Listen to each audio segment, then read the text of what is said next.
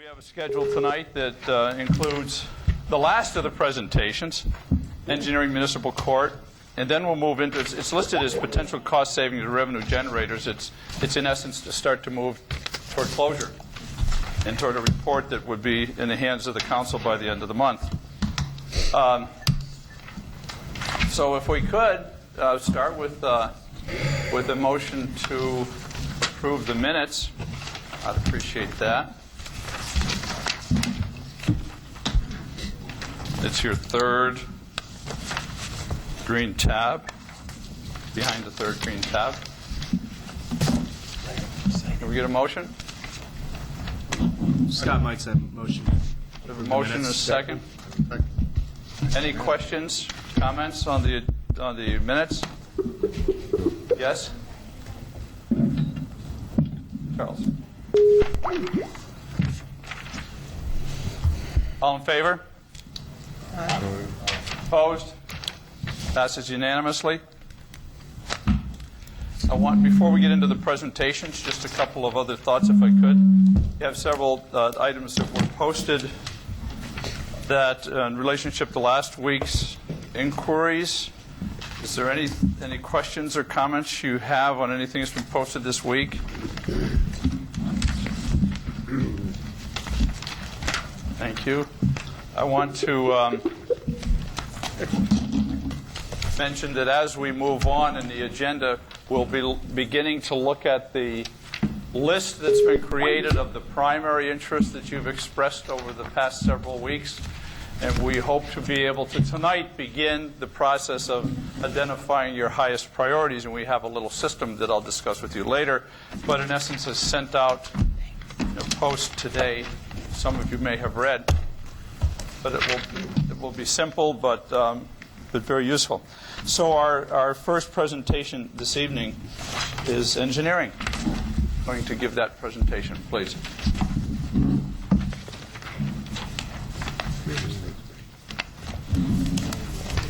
Thank you. Before you give the presentation, is there anybody that's calling in? Need to know if you can hear us and if we can hear you. Okay, thank you, please.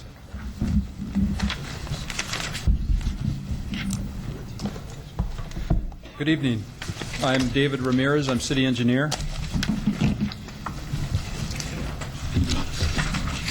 I have two civil engineering degrees. I'm a registered engineer in 2 states, Arizona as well as California. I have 8 years of experience on the private sector side with Bechtel Corporation, headquartered in San Francisco. 15 years with the city of Mesa, and then 10 years to this point with the city of Goodyear. I'm also a 31-year resident of the city of Goodyear. I included a glossary of acronyms. These will appear throughout the presentation tonight. I won't go through them all, but I'll point out a few. ARA, third one down, that's the federal stimulus program that funds infrastructure. CIP is the abbreviation or the acronym for Capital Improvement Program, which is the city's program that designs, constructs, and operates the, well, not operates, but designs and constructs the capital city infrastructure projects. GIS is Geographical Information Systems or mapping. And I'll drop down to PM. That could be either project management or project manager. Are there any questions on these? Moving on. Tonight's presentation, I'll cover these areas. I'll go over briefly our mission statement, the evolution of the engineering department, our structure and staffing, our core services, our service outputs, and then efficiencies that we've implemented. Briefly, our engineering mission statement.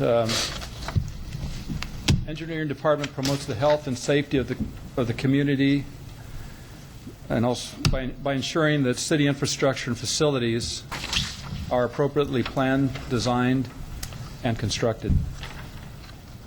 Here's a timeline of the engineering division, then later department. Engineering Division was created in 1999 as a division within the Community Development Department. Prior to 1999, there was city engineering going on, but it was performed by private consultants. The boxes indicate the core service areas for engineering and the year in which they were incorporated with city employee staff. Initially, in 1999, we had administration and engineering permits.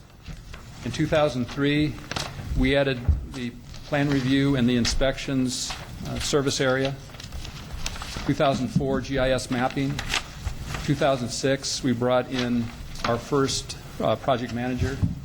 2007 was the year that the engineering division was elevated to department level status.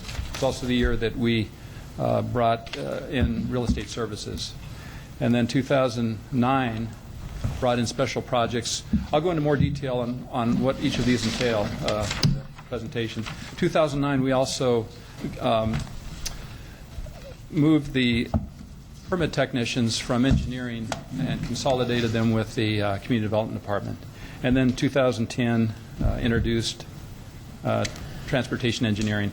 Special projects and transportation engineering were not, I guess, new service areas that were created within engineering. They actually existed in public works and were transferred to the engineering department.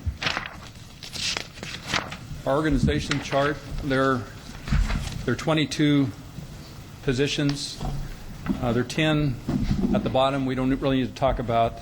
If you look over on the left-hand side, you'll see the assistant city engineer responsible for 3 of these service areas: real estate services, CIP or project management, and plan review. And then kind of in the center of the chart, city traffic engineer is responsible for transportation and inspections. And then over on the right-hand side, GIS mapping as well as special projects report to the city engineer. Now I'll go through the service areas. In administration, 4 positions would be city engineer, assistant city engineer, an admin assistant, a staff assistant. Basically provide the representation and leadership at the department level. We coordinate with our counterparts in other agencies in the region. We provide direct supervision to the project managers as well as the real estate services, or real estate coordinator, I should say, and the senior project engineer responsible for special projects. We maintain the strategic plan and operational plan, and then we perform just the basic administrative services for the entire department. The next service area is plan review, 5 people. We have a senior civil engineer, a plans examiner 3, 2 plans examiners 2, and a landscape technician. Basically, plan review reviews any type of construction in city right-of-way or easements, and then any construction on private property in the way of site improvements, everything except for the buildings, the site lighting, and some of the fire lines. And in parentheses here, I've listed in detail the various types of plan reviews that we do. We also provide floodplain determinations upon request. We maintain the engineering design standards and all the checklists and notes, and both as handout material and on the city website. They're used in the plan review process. We now prepare the annual stormwater management report. That's a regulatory requirement of EPA and ADEQ. And we currently are providing, or this plan review is providing backup services to the GIS service area, as well as we are doing some in-house design with 3 of the 5 people within this group. Inspections, 5 people. We have a supervisor, an inspector 3, 3 inspector 2s. Basically, the inspectors will inspect all the improvements that are approved by the plan reviewers. everything in the right-of-way and easements, and then everything on the site, again, except for the buildings, the lighting, and some of the fire lines. That would be such things as parking, the landscaping, the on-site utilities. In addition, most projects tend to impact the street right-of-way, so inspections will review the traffic control plans, approve them, and then inspect the barricading setups out in the right-of-way. Once construction is approved, then any of the improvements that are constructed that will be owned by the city enter a 2-year warranty period. So the inspectors will manage the warranty during that period, and they'll follow up on any defects or damage that need to be corrected by the contractor or by the developer. And then currently we've had membership on the MAGS Detail and Specifications Committee. This year, the supervisor is the vice chair of that committee. GIS, 2 people. Verify legal descriptions for lots, land splits, right-of-way, easements on an electronic land map that's the basis for all the other coverages that we provide. So they're very careful to make sure that everything fits mathematically in terms of all the legal descriptions. They apply the street names to the new streets that are created, as well as they address all the buildings, parcels, and utility services. The land map, with its data, is the underlying layer for the 911 emergency response system. It's also used by Public Works for some of their inventory management, and we are working with economic development now to help them put together a website for identifying businesses and commercial properties within the city. David, Gary Gilzer. Could you explain how street names get created? Because it seems like that Phoenix is kind of unique in that. Gary wants to buy a street.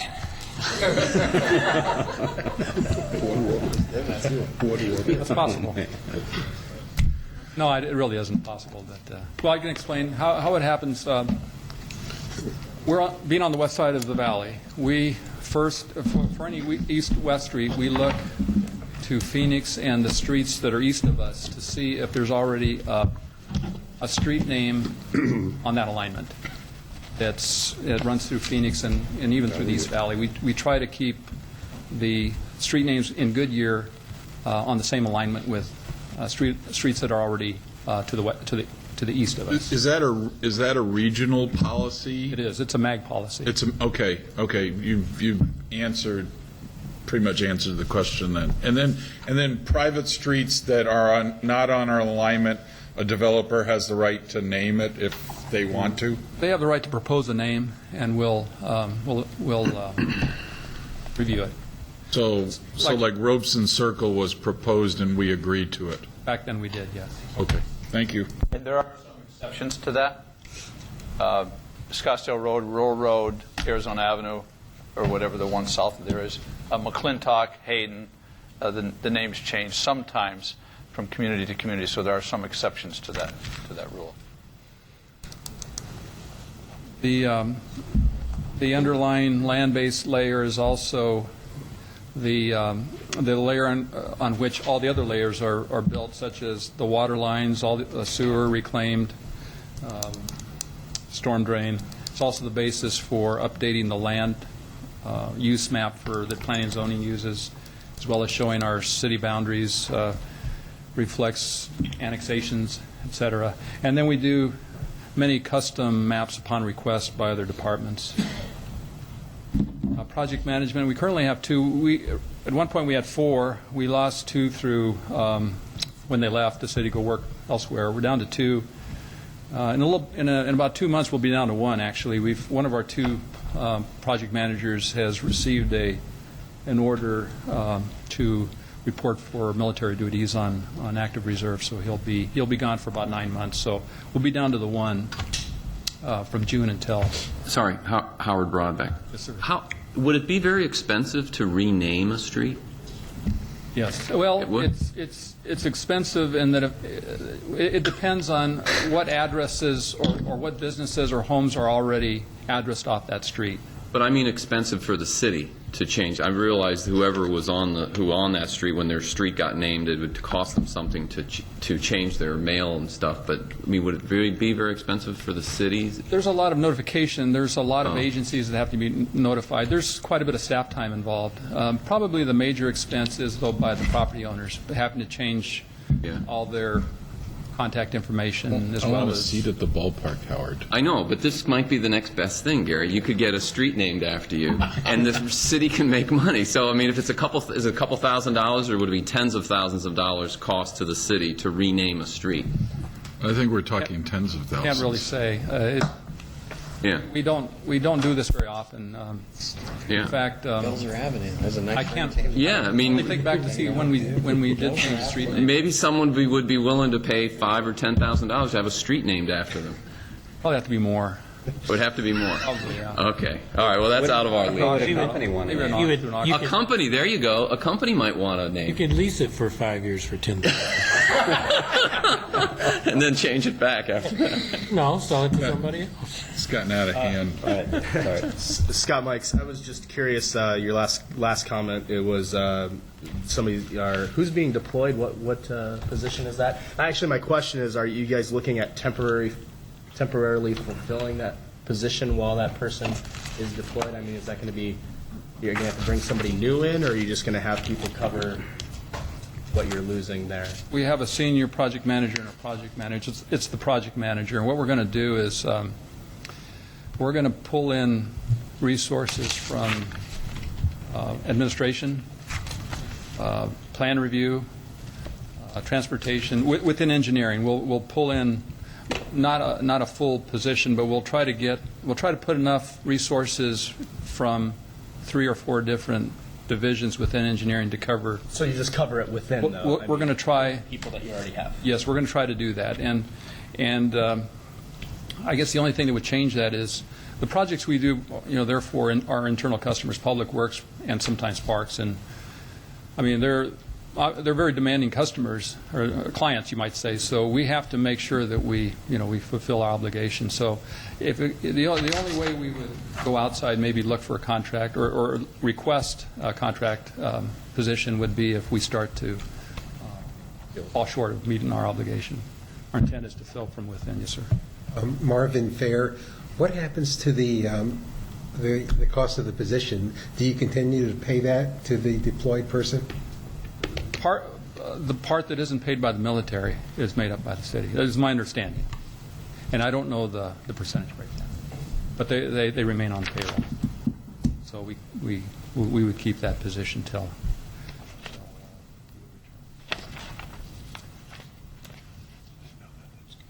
Okay.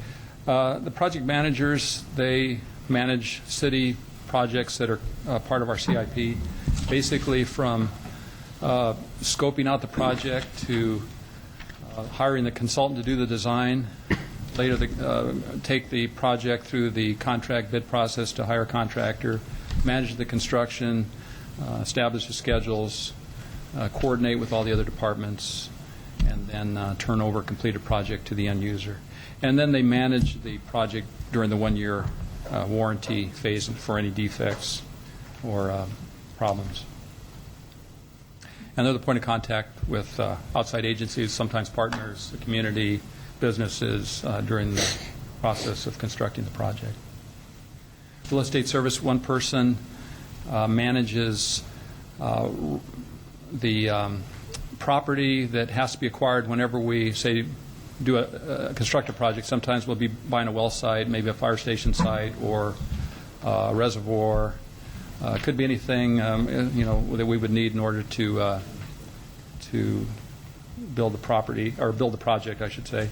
If we have excess right-of-way or property, she would take it through the abandonment process. Sometimes private utilities or other entities need to cross our right-of-way, so that requires an agreement, a license agreement.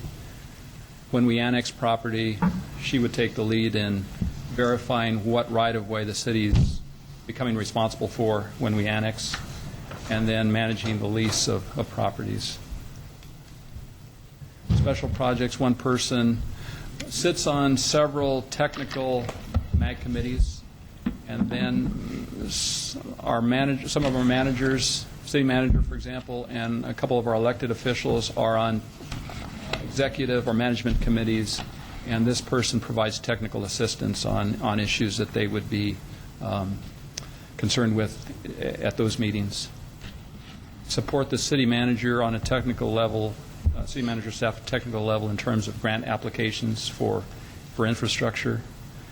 Work very closely with ADOT on the freeway planning. Right now, the 303.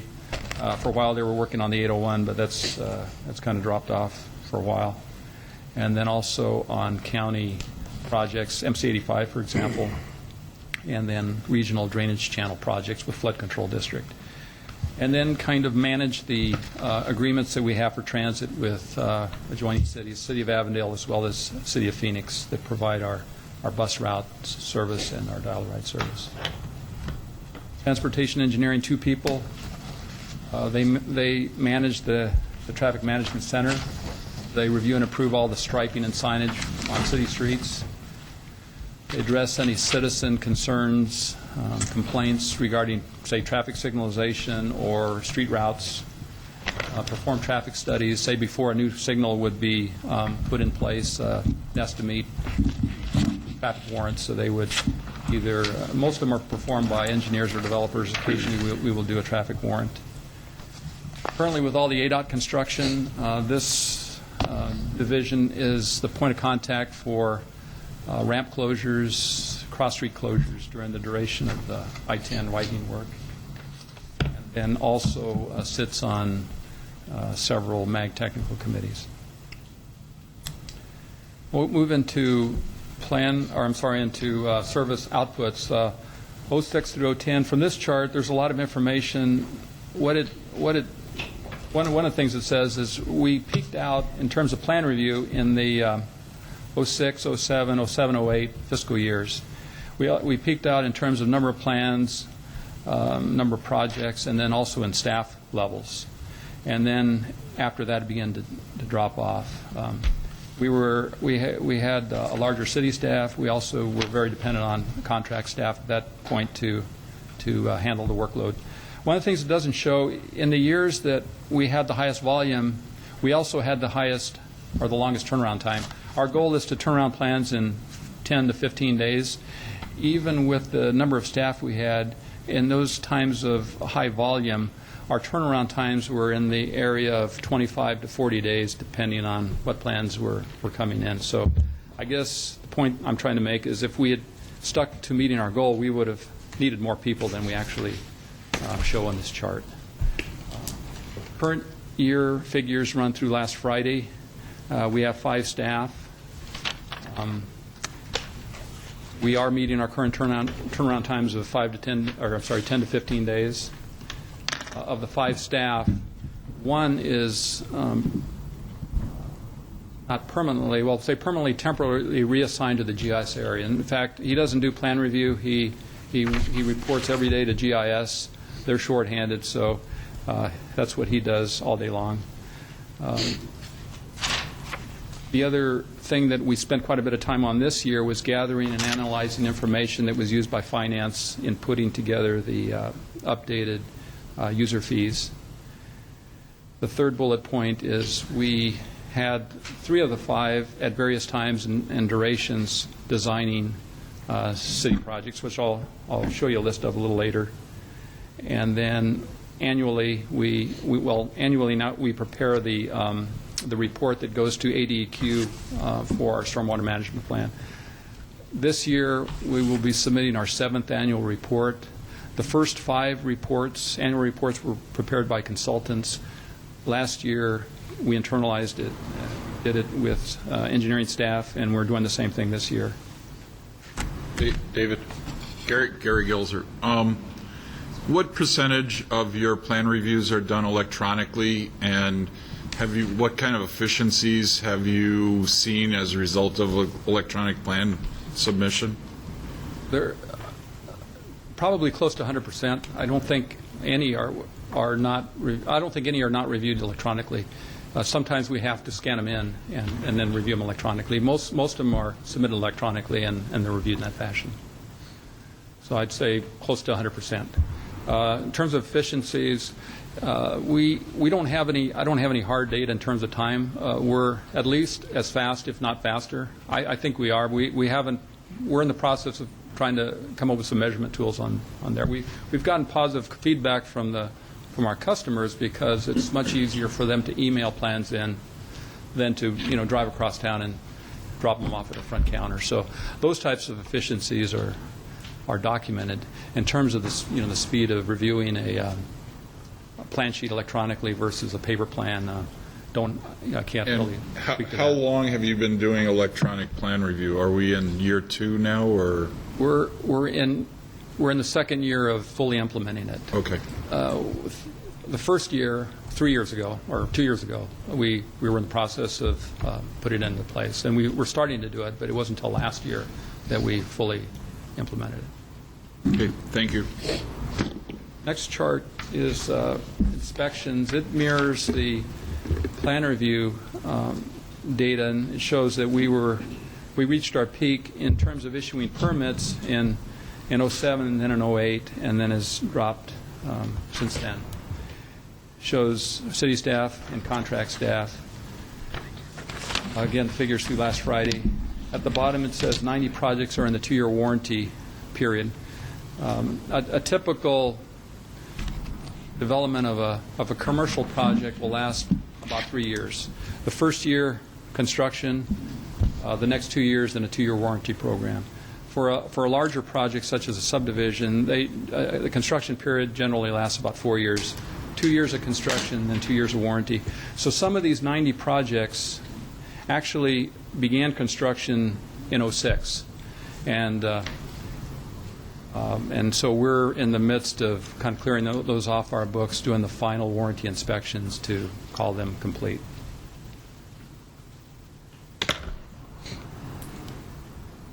A summary of our CIP projects that we've worked on. These are all, for the most part, multi-year projects, design in year 1, construction in subsequent years.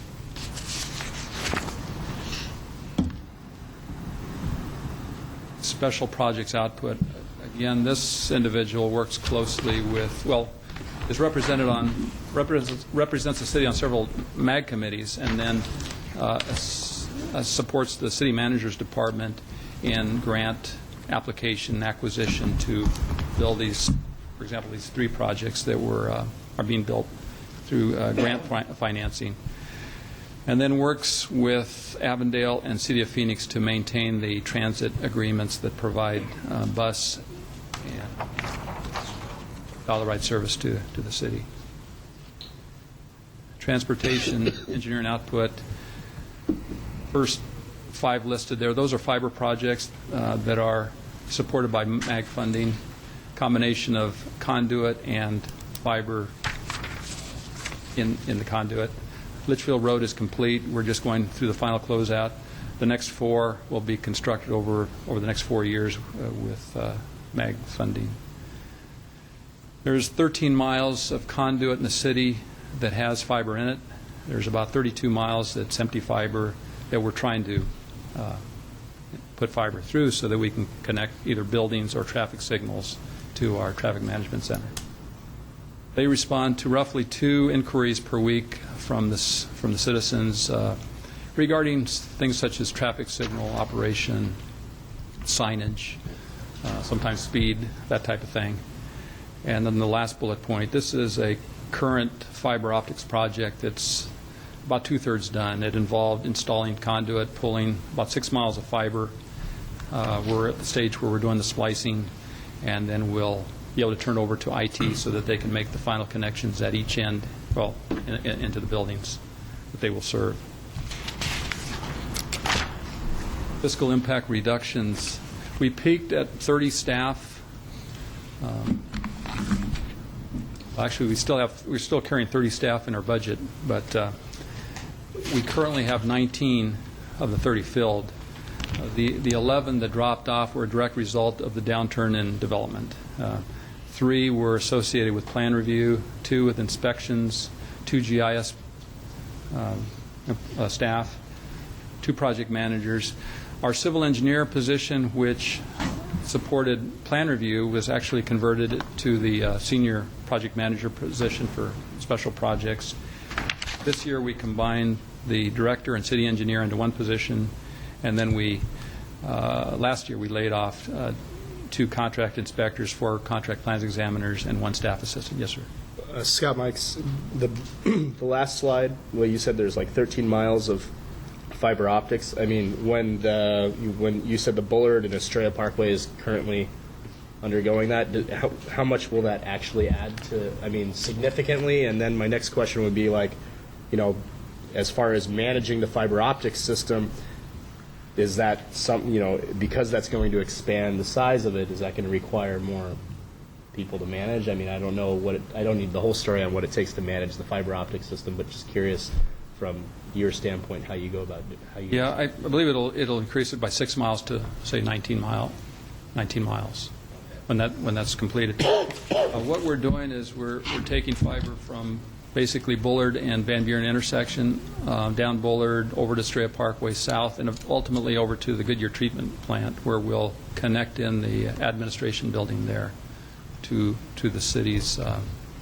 data network. Along the way, in the future, we'll be able to tie in some signals that we pass. So, will that require any expansion for you guys to cover that additional 6 miles that it adds to it? not in terms of O&M per se. I won't say it's totally trouble-free, but I mean, there is some, well, if a connection is lost, then we have to determine where the breach is, but it shouldn't be a high-maintenance item. Yes, sir. Marvin Fair, are any private companies piggybacking on your effort to incorporate fiber optics? Not yet. They're missing an opportunity.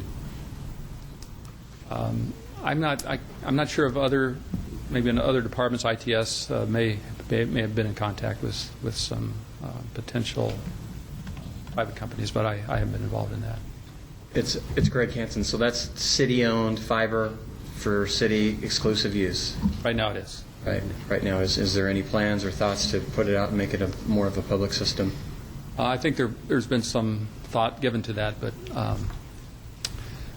I haven't been working on that myself, so I'm not sure to what extent we've proceeded. And then you have a contractor that's laying the pipe, basically?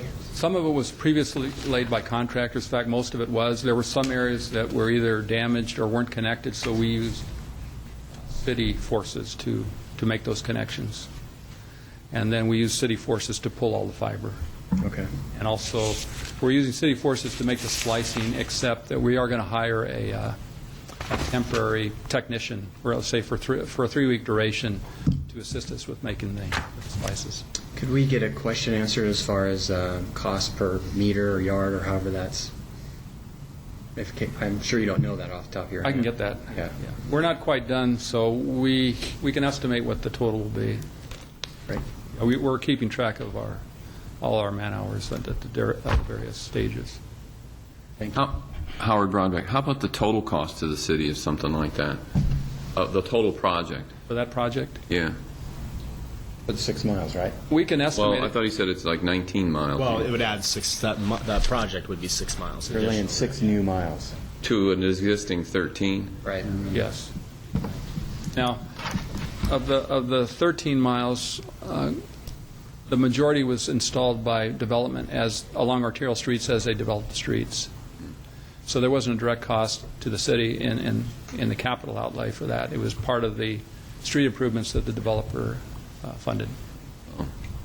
Like I said, there were a few places where we had to fill in gaps. So, And what exactly is the purpose of the fiber optic? we can once we get it to everything in place, we can connect the water resource administration building to our data network. Right now, they're relying on Quest for service, so we'll be able to take them. Well, we can have Quest as a backup, but they'll be directly tied into our city network. How does Quest deliver the service? They have their own fiber optics? I don't know if they have fiber. I'm not sure what they have, but it's this will be a much faster delivery. ITS actually is managing that contract with Quest. So I can't speak to what I can get that information, but I No, it's not. Do you get involved in any of the cost benefit justifications for capital projects like this, or you're just basically handed the project and say go ahead and put it in? We compare the cost that we can do it internally versus what we would hire what a contractor would charge, and so far we've always been way under what that would be.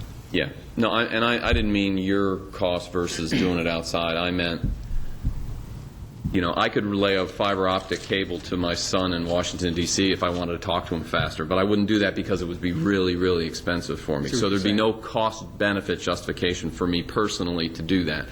So my question is really, how much, did someone do some kind of, do you get involved in any kind of evaluation for how much faster a city-owned fiber optic cable would be versus a Quest-owned interconnection system, and was it worth the however many hundreds of thousands or maybe even millions of dollars it's costing to run at 6 miles? I haven't done that personally. Okay. So you think somebody does that in the city before they... Actually, one thing we looked at was the cost of the Quest service versus not having to have that Quest service. So Right. Versus kind of a recovery time for what we were expending to put the fiber.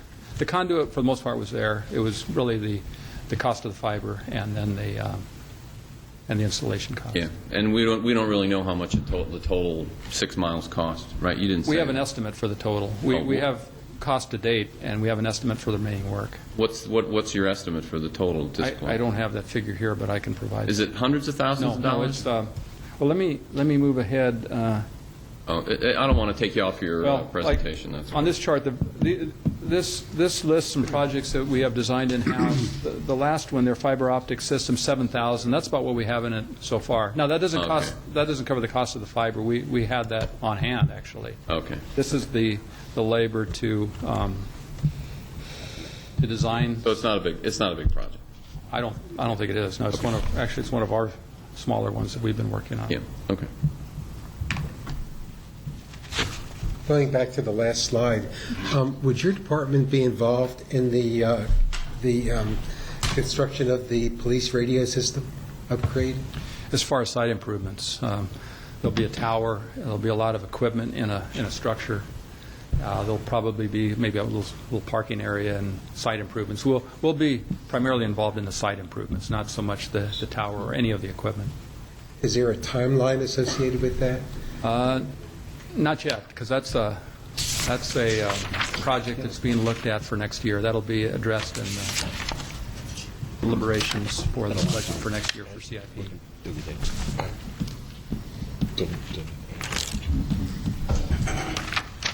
Getting close to the end here. We've redeployed staff between divisions, and some of the staff that's been redeployed has worked on designing in-house a couple of traffic signalization projects at major intersections.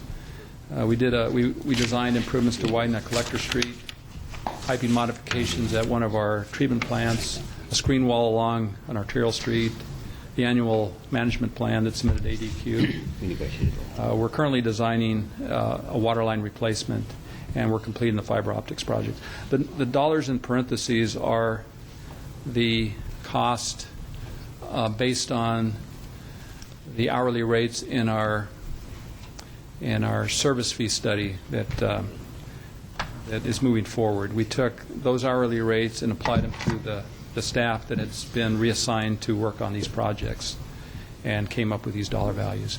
What we did is we looked at these in comparison to the cost of the project and found them to be within 5 to 10% of the construction cost of the project. So they're in line with what you would expect if we were to go to hire a private consultant to design these projects. In fact, they're on the low end of the range. efficiencies implemented. Again, we consolidated some services that were provided by other departments into engineering. We fully implemented electronic plan review, the redeployment of staff between divisions. We have incorporated in-house design and some surveying using city staff. And then I make it a point to conduct outreach to the departments that need engineering services to see if there's some areas that we can help them with, or at least start moving into, to provide that resource for them either now or into the future. Any questions? Yeah, Howard Broadbeck. I thought you made a nice presentation. Thank you. It was very, very complete. On your slide number 19, you mentioned this park and ride that's going to be installed, I guess, at some point. Is that a ARRA project, or is that something else? It's partly funded by ARRA and other federal sources to the tune of about 93% of the cost. The overall cost being in the $6 million range. Yeah. About 93% are federally funded, federal funds. Maybe a little over half are ARRA funds. Okay, and are what kind of funds? ARRA, stimulus funds. Oh, over half. So the other half, the city Would be picks other up. types of federal funds, Oh, okay. up to about 93% of the cost, and Okay. 7% would be city funds or city match funds. Okay, so $400 and some thousand Something like that. of capital. And then I thought I read something in the paper that there's ongoing costs associated with a park and ride like that. The number in my head is like $120,000 a year. That's the maintenance, annual maintenance. That's the annual maintenance.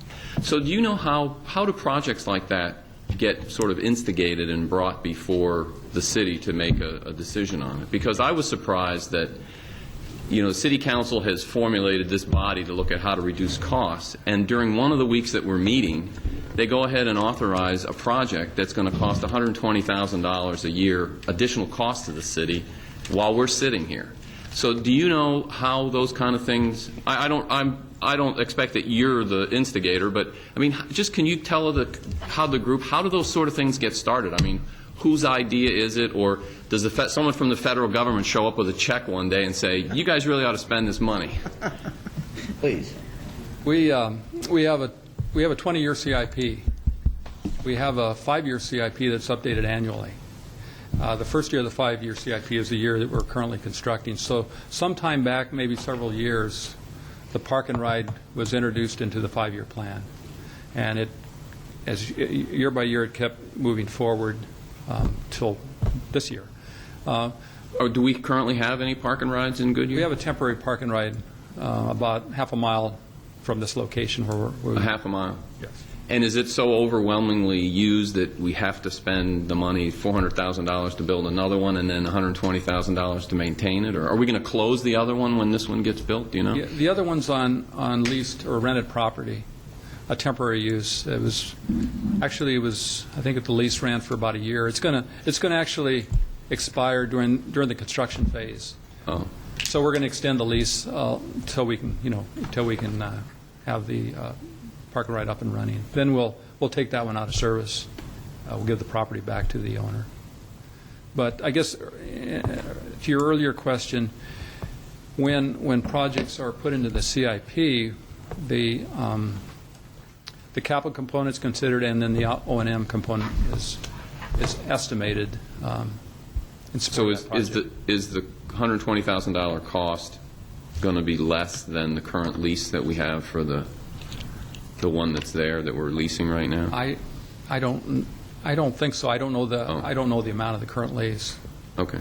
The $120,000 is also based on full build out. We're building phase one. It may not cost $120,000 in year one because we may not need all the services that will be necessary when it's fully built out. But are you asked? I mean, you have transportation under you, right? So you have a transportation engineer. So does someone come to you and say, David, do we need another park and ride? And you say yes or no, or it just like you say, it just shows up in the CIP one time, and someone assigns you to your staff to go ahead and get it done. I wasn't involved actually 4 years ago when this was put in, but I believe it was identified as a need because we were trying to encourage carpooling and the use of express bus service. So this was a project that we saw develop in other cities. We came to learn that there could be funding available. We didn't know about the stimulus funding back then, Right. but that came up later. We saw it as opportunity to provide a service to people that choose to carpool or use bus service. All right. Okay. Sir, I didn't get the clear answer from you that David or that Howard asked. Is the park and ride utilized? Is it populated? Do we need more room, or is it successful? What is the operation of it? Is it working and people are really using it a lot, or? It is. I don't have the numbers. We can probably come up with some ridership on the express routes, but yeah, when I've gone by there, there's a lot of cars parked there. There's a lot of use of the. I think there are three express routes each in the morning, and 3 coming back in the. It can be. Yes. Charlie Kagan, what is the possibility of installing something like slot box parking in the new lot when it's built? I'm not familiar with that term. What is that? Slot box parking, where people may see you have a huge box with the spots numbered, and Oh. people would possibly pay $1 or $1.50 to utilize the space for the day. In a park and ride? Yes. I can't answer that. I'll probably have to follow up with that. I haven't heard that discussion, but we can respond to that. Marvin Fair, David. My question actually, if you may, goes to Gary Gilzer.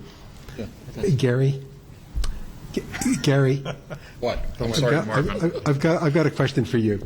If memory serves me right, 10 years ago when we played for Vasta Pasta, didn't I recall you saying that your work background involved GIS? Yes. Okay, I thought so. Okay, thank you. Bus 685, is that part of the project? Pardon me? Right. That's one of the routes that actually runs through Goodyear. Although we don't fund that because it's funded through the Prop 400 sales tax. But it does come through Goodyear. But is that part of your work or not? In terms of Well, do you have to work it through for? no, we're not directly involved. That's operated by the regional bus service. But I guess if our involvement might be identifying stops, if we were to suggest a change in a stop. One other question on slide 17. These warranty periods, I don't know what these warranties are. Are these like warranties that we get on my refrigerator? Sort of. What it means is when we issue a permit to a developer to improve a project, whatever's going to be city-owned, such as the roads or utilities, sometimes traffic signals, some landscaping, when completed, when everything of that project is completed, a 2-year warranty period starts. And during that 2-year warranty, if anything breaks or if some of the landscaping will become the city's to maintain, which is not a lot of that, or to need replacement, they would do that during that 2-year warranty period. So if a subdivision developer puts a infrastructural pipe system in, 2 years we have to get the developer to maintain it. Yes. What happens in the 3rd and 4th year? The city becomes totally responsible for it. How do we know they're doing a good job?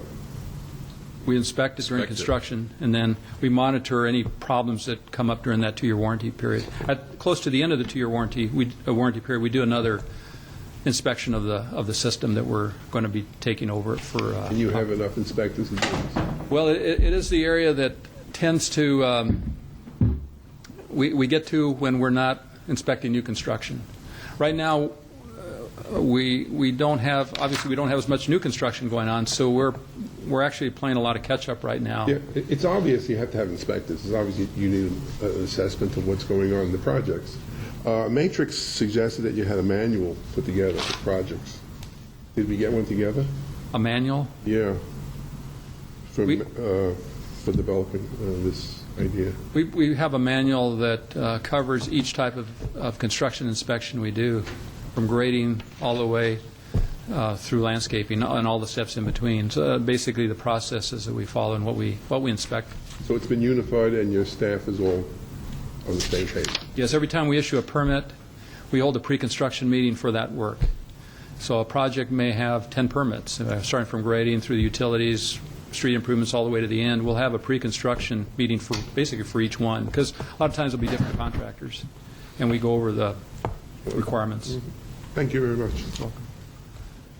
Barry Hamp, thank you for the presentation. It was very good. The question I have is on the 4-year plan. If a project like this Park and Ride is in a 4-year plan, do you have to do it? I mean, when it comes up, it's time now to do the Park and Ride. Do you have to do it? Or in times of economic hardship, can they be moved forward? Can they be substituted for something else? Or is there a project that has to be done because there's money allocated for it? Well, it depends. I don't think legally we have to, but there's been a commitment at various stages along the way, because we've applied for grant funding that's been approved through MAG by different federal agencies. So there's somewhat a commitment along the way that, we intend to complete the project. Okay. But, I mean, it's not to say that, we absolutely had to, but that's generally the understanding that that's our intent. Okay, thank you. Ask your question, please, because this has come up a number of times, and it's one of the questions that's been asked is one of the options to stop the capital plan or to alter the capital plan as a revenue or a cost-saving effort? I think the answer is ultimately yes. It's a council's decision, regardless of the circumstances of matching funds. It still is ultimately the council's decision who could say stop, right? That's true. So there's no statutory structure that prohibits stopping a capital project other than the circumstances that you want to or not want to do it. I guess unless there's some contractual obligation, maybe through an IGA, that we've made Right. a commitment to partner with another agency to do so. Okay, may I continue that question, please, Dick, just a second? Does that mean that money could be, at any point, the council has the ability to put that money in another place if a different need arises since the plan was built? Is that a possibility for the council as well? If there were $2 million or $100,000 to do something, when that something comes up, can that be changed? Excuse me, John Fishbach. It basically depends on the project. The ARA funds, for example, that is not a possibility because that's a federal commitment that we have made to the federal government. Other projects that are in the capital improvement plan, some are multi-year. We have $2 million per year that must be paid for some right-of-way that we've acquired, and so that obviously can't be backed out of. But other projects, I can't think of an example, but other projects, yes, you can defer it and say you aren't going to do it and do it later or not do it at all. Okay, and again, you have to excuse me for not being very familiar, but that's something for you and the council to decide, is that right? Yes, it is. Okay, thank you. I appreciate your time. Thank you. Are these grants available for a specific period of time and then they go away? Yes. Okay, thank you.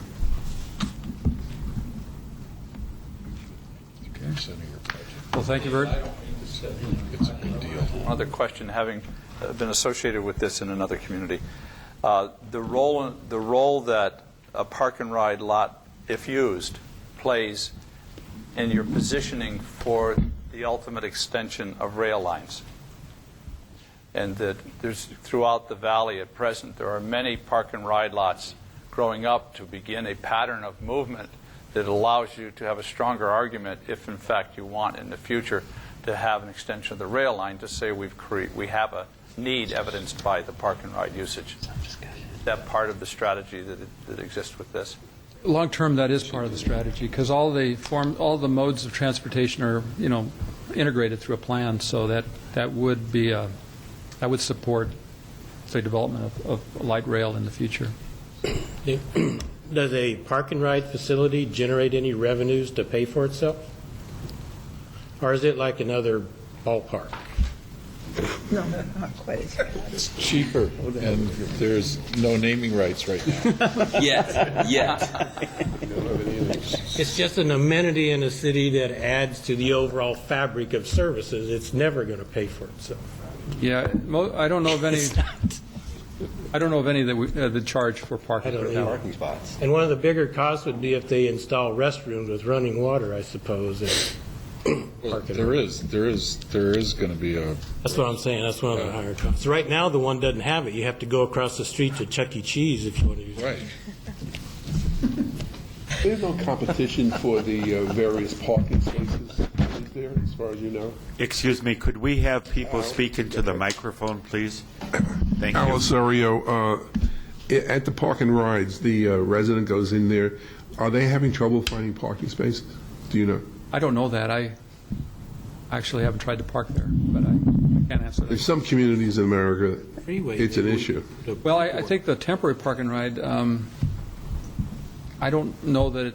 I don't know that it's full. Well, they got to buy But the there may be park and ride. competitions for parking closest to the bus pickup or area. the bus, but yeah. other than that, I don't think there's a question of getting there early enough so you can find a parking space at this point. Park and ride is in the whole Bible. So there's no need for permits or tags or anything like that? No. Not at this time? It's not Connecticut. Too early. Not Connecticut. Oh, Long Island. You'll be next. Monica Stigler. I just wanted to say that I am an avid park and rider, and there is no competition for parking spaces at this time in Goodyear. However, if you move down the street a little bit, and oftentimes Goodyear residents do that to the I-10 and 79th Avenue park and ride, because there's buses that go more frequently, there is competition for parking. So I think that if there were more buses added to the line rather than more parking spots, it'd probably be better utilized. Is Goodyear's going to have covered parking? Yes. Covered parking. Really? Joan Shield, my question is, when council approved this, what was their I reasoning don't know if behind there's any approving way of it? checking if it's overnight. The park and ride? Uh-huh. Well, it was a permanent facility. I guess there was a desire among council to provide parking for that service. So we did it first currently in a temporary situation, but I think their desire long term was to have the permanent facility. It's covered. Any other questions? If not, thank you very much. Thank you. So I thought.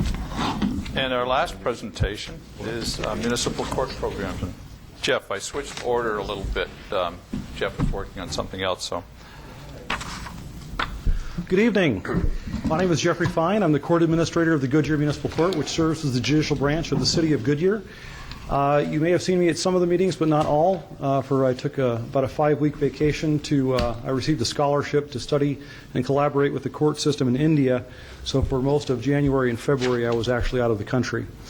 I've drafted a presentation based on what I believe you would like to see. If I fail to provide anything that you would like to know, feel free to ask, and I'll either provide it now if I know it, or be happy to get back with you after this meeting with whatever data that you wish to have. Just a little bit of information about me. People ask what a court administrator is because everybody else that's presented to you usually has the title of director, and mine doesn't have the title of director. In the court system, we call the person who oversees the administration and the management of the court, we call them a court administrator. So it's a little bit different. So again, my name is Jeff Fine. I have 18 years of criminal justice experience. I've been with Goodyear for 16 years. I started as a reserve police officer 16 years ago. Did that for 2 years while I was on active duty in the military. I went full-time in 1996 pursuant to a federal grant received by the city. After about a year or so, I applied for a position in the court. As the court's first marshal, my job was to bring people to justice who failed to comply on their own. So I arrested people on warrants, served protective orders, handled other quasi-probationary functions in the court. In 1999, I was appointed the court administrator, and I also have some experience as a hearing officer. I also have 22 years of military experience. 6 of that were active duty. The other 16 were in the reserve, and in 2005 I deployed in support of Operations Enduring Freedom and Iraqi Freedom. I've graduated from a whole slew of programs. There are 3 listed on this particular slide. And I'm also a judicial branch educator. I was appointed to the Judicial Staff Education Committee by the Chief Justice of the Arizona Supreme Court in 2003. I've taught for the Judicial College of Arizona, and I also teach for the Arizona Courts Association. Here's an overview of my presentation. I'm going to talk about the mission, the structure, our services, cost mitigation efforts, caseload, and then I'll take any questions. Also, feel free to ask any questions during the presentation if you wish. The mission of the Goodyear Municipal Court and the court team is to provide fair, accessible, effective, and efficient, or in a fair, accessible, effective, and efficient manner, resolve cases for violations of local ordinance and laws of the state committed within the city. This is our structure. You'll notice on the top there is the municipal court presiding judge. And our judge reports to the county presiding judge, who reports to the Chief Justice of the Arizona Supreme Court. I work for the judge and report to him, and I currently have a staff of 8 individuals. We did have 9, but one particular position was frozen. I'd also like to add that on this particular organizational chart, you'll see the position known as Judicial Enforcement Officer. That's what I used to do. That position had been funded out of the police department's budget for the sake of convenience, because they shared the same retirement plan. However, that had been moved to the budget this year. So you'll notice in our budget numbers, although we had some cuts from the previous year, we added money back in that was reflected in savings in another department. We do have in the core of our operation are what we call court specialists. Just like in the police department, you have police officers, they're the core. In the fire department, they're the core. Our core functions are handled mainly by our court specialists, reflected in the bottom of this document. Our court supervisor is a functioning court supervisor in that he just doesn't supervise, he also provides for those core functions as well. We also have a court interpreter. These are the services, the 4 services area I'll be talking about: case processing, protective orders, search warrants, and offender accountability. The first is case processing, and this is our primary core function. This is, if I had to put a number on it, this is probably 85% of what we do. It is to preside over and process cases filed by law enforcement officials involving alleged violations of law and ordinance that occur within the city of Goodyear. The types of cases that we hear in our court, the top 3 you'll notice in the presentation are bolded because those are the 3 top types of cases. They constitute the majority of the cases that we hear. Those 3 being criminal misdemeanors. Examples of these types of offenses would include assault, domestic violence, shoplifting. Then the next category is criminal traffic. Some of the more popular charges in that category include driving on a suspended license and driving under the influence of alcohol or drugs. The third, and it is actually the largest, I probably should have put it number 1, is what we refer to as civil traffic. Civil traffic cases are the citations that are issued by police officers for minor traffic infractions. Examples including fail to stop for a stop sign, fail to yield, speeding, and we did a study not that long ago where we evaluated 100 civil traffic cases. 55% of our civil traffic cases are what we refer to as paper violations, a violation for not having something that you're supposed to have with you when you're driving, mostly insurance, registration, and driver's licenses. So that constitutes approximately half of that particular category of case that we hear. We also hear cases involving alleged violations of municipal ordinance. The city has many ordinances, and they're not only cited by law enforcement, but they're also individuals in the city that are empowered to charge or to cite people for certain types of violations. Violations including things like sanitation, weeds too tall, these type of things. Parking violations also fall, some of those fall underneath in that area. Percentage-wise, I'll show you what that will be in a moment. I do have a slide that speaks to that. Zoning ordinance is another type of case we hear as well. When somebody makes modifications to their house without a permit, for example. I believe there was a company that was storing chemicals that they shouldn't have been storing. There were some violations there. It was in violation of a zoning ordinance. We've heard cases like that as well. We also hear cases of other state law. There are many titles, dozens of titles of various, with literally thousands of chargeable violations. Some other things we would hear would be things like truancy, a contractor operating without a license. Those are just examples of the more popular categories that fall outside the normal ones that we hear in our flow. And finally, parking, we kind of put that off on its own. The city created a parking enforcement program utilizing volunteers approximately, I would say it was about a year to a year and a half ago, and parking enforcement had been ramped up quite well during that time. This is what we call our 12-month moving average, or our caseload. We track the number of cases that are filed in the court on a monthly basis. Because we do many comparisons on an annual basis, and I'll tell you why we look at a 12-month moving average.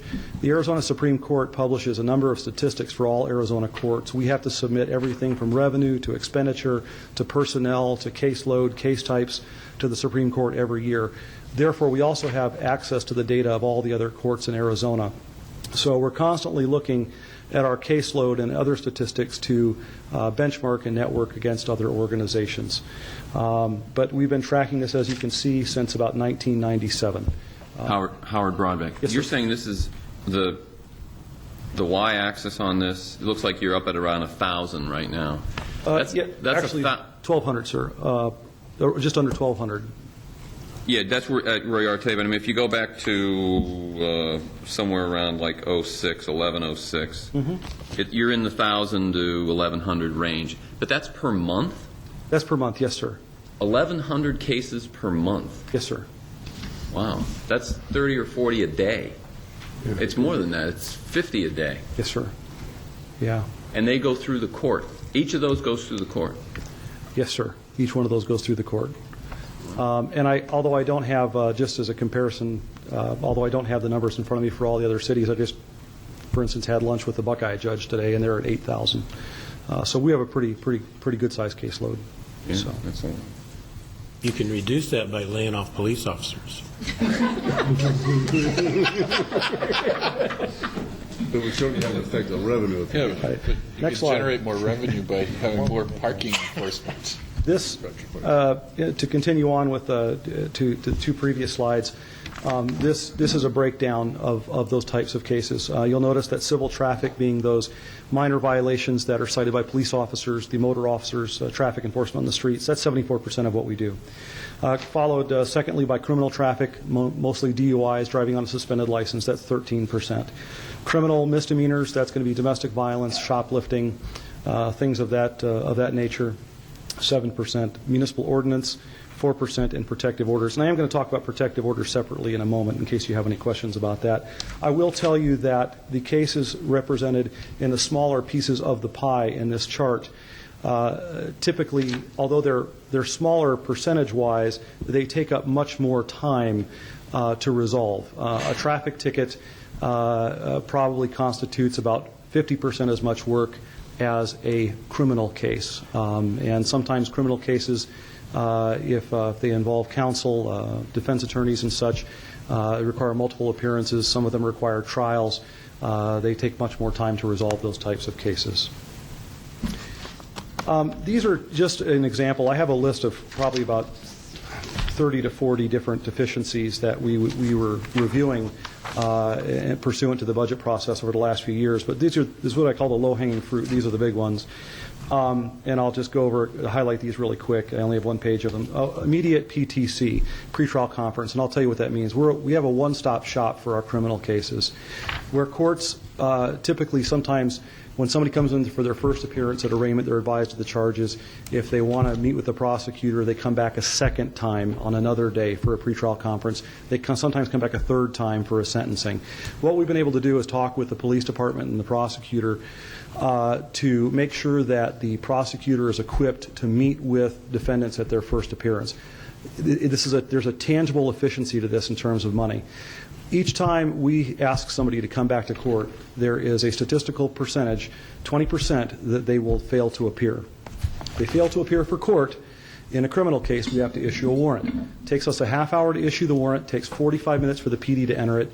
When the officer pulls somebody over, they're off the road for 3 hours. They book them in jail. There's a $200 booking fee and $70 in jail per day until we bring them back to court. The cost of somebody not appearing for court is $500 to $700 per occurrence when this happens. So what we've tried to do is try to take 2 to 3 appointments and try to handle everything at one time. So we call it the one-stop shop or the immediate PTC. Somebody comes in, they plead not guilty, judge says have a seat, prosecutor comes in, is ready to meet with them, try to reach an agreement. They reach a plea agreement, they're sentenced immediately, and the person is in and out of court within an hour or so, when in other courts, most other courts still utilize the more traditional model of 2 to 3 appointments. We tracked the efficiency of this, and in a 5-month period, we estimated our savings to be $50,000 based on the number of times that this was utilized in lieu of a 2-appointment model. Dispersed arraignments, all that means is this is an efficiency for us. It just means that we set cases. Some courts will set 100 to 200 cases on citations for a single time, like 9 o'clock. We distribute ours to 9, 9:30, 10, 10:30, 11. We do this because we noticed that in some courts people are waiting 2 to 3 hours to be seen. In our court, we typically you'll wait 15, 30 minutes at the most. Everybody has a job that either has a job or school or something that they need to do. So instead of holding them in court all day, they're very pleased that we can get them in and out. And I'll be honest with you, it makes people much more pleasant to work with, and therefore we're able to get much more voluntary compliance from them in dealing with them in the court situation, in the courtroom. Case type calendaring, we lump similar types of cases together.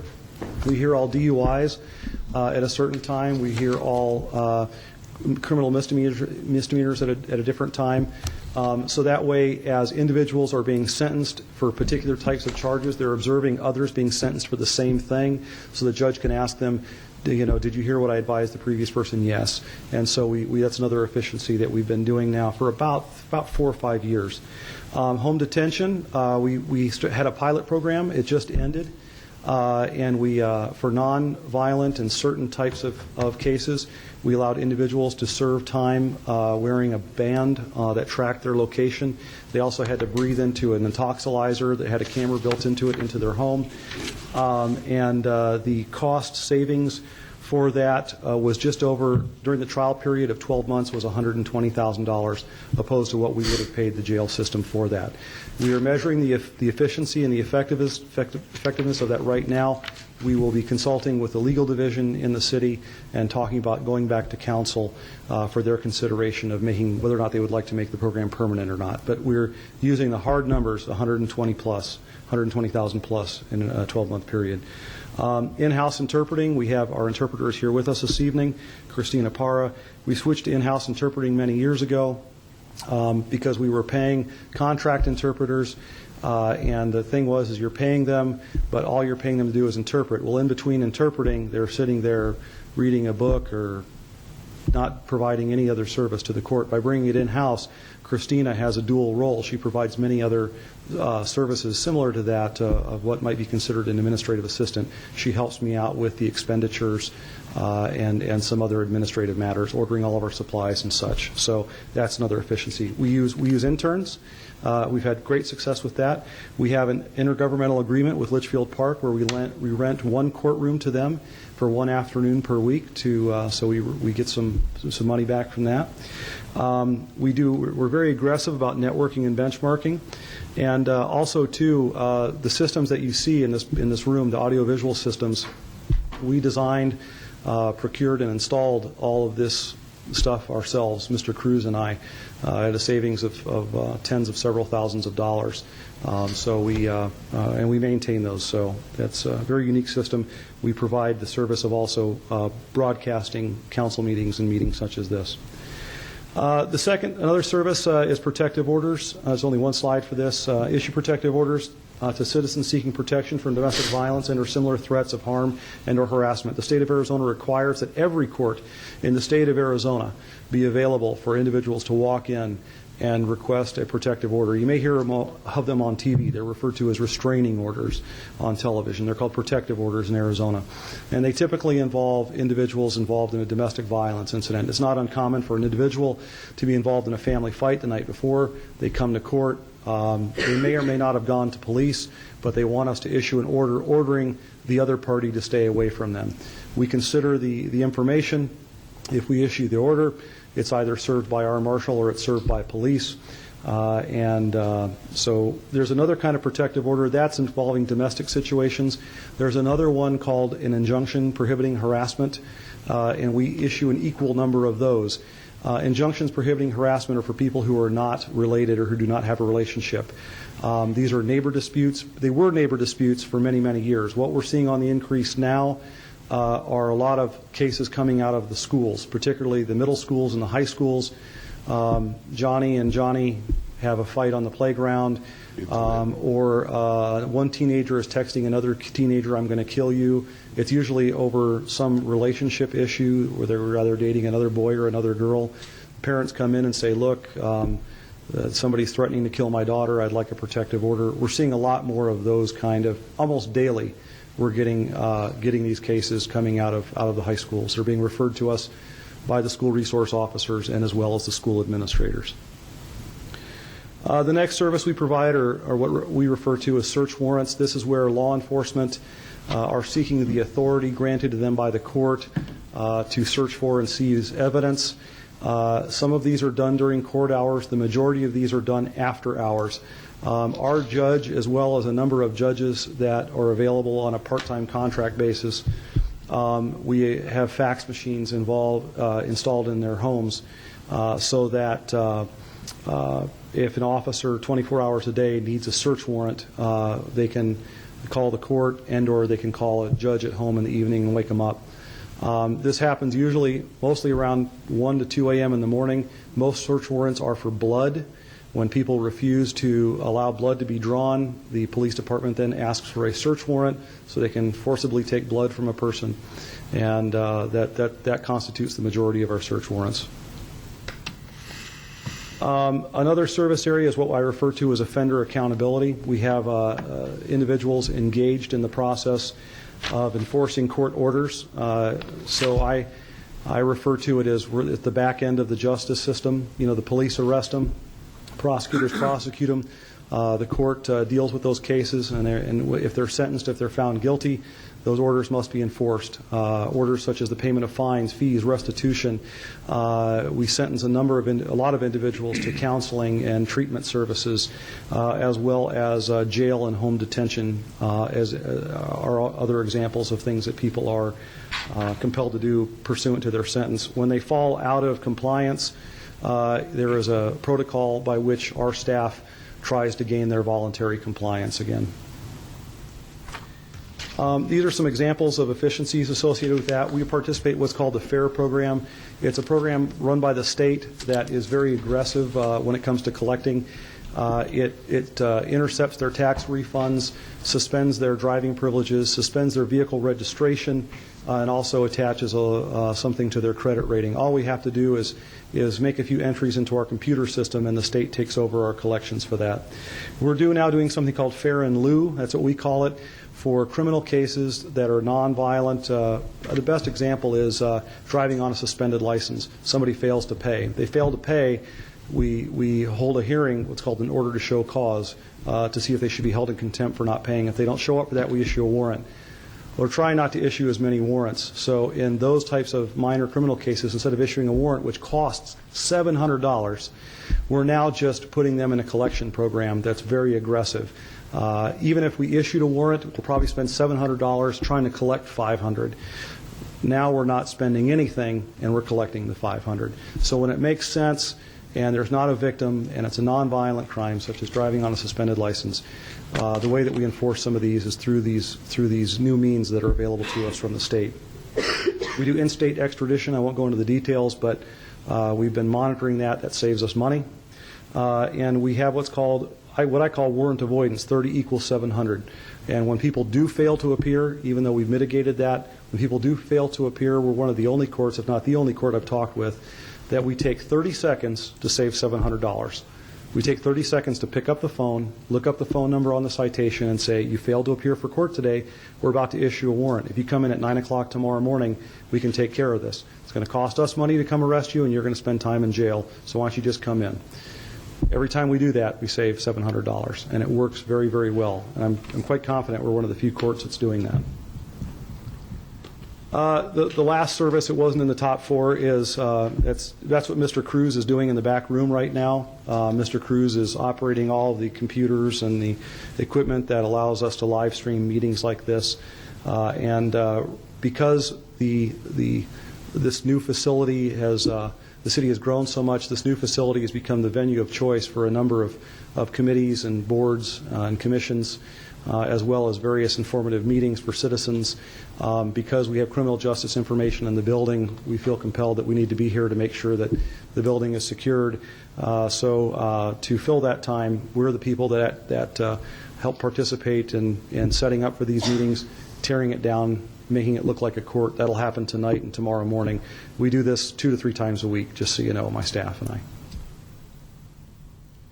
I. Examples of cost mitigation, recent cost mitigation. In the most recent budget, we had a 12.5% budget reduction. The good portion of that was through the reduction of one full-time position.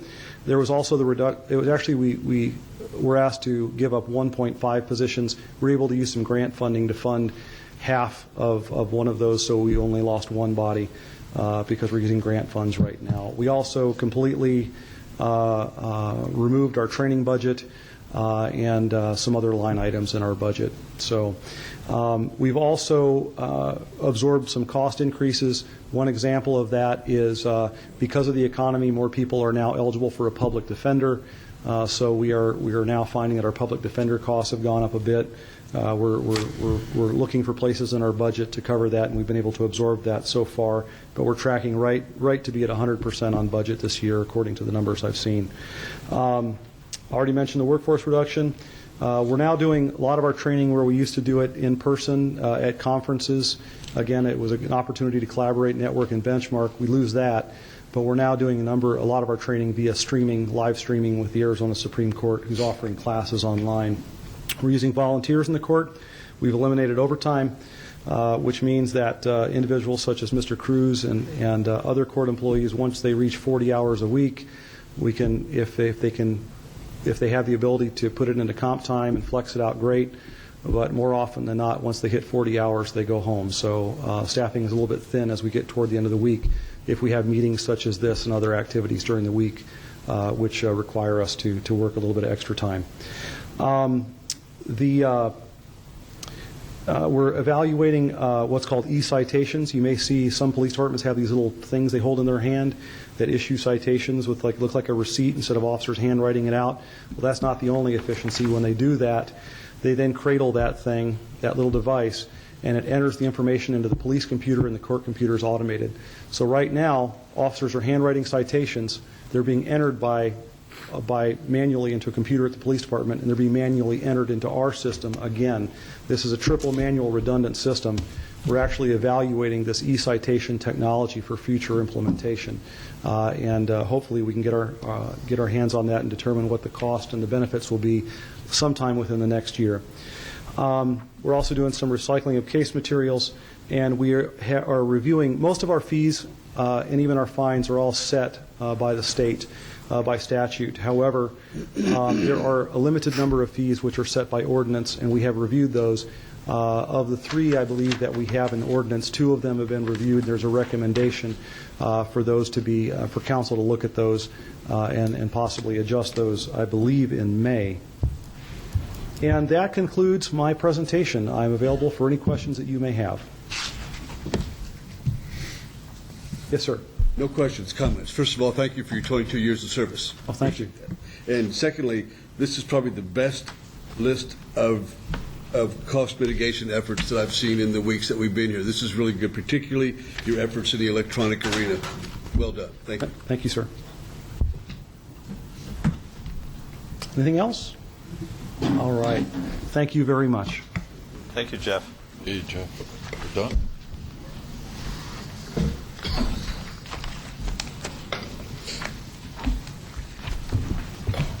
Brings us to an interesting position, the end of presentations.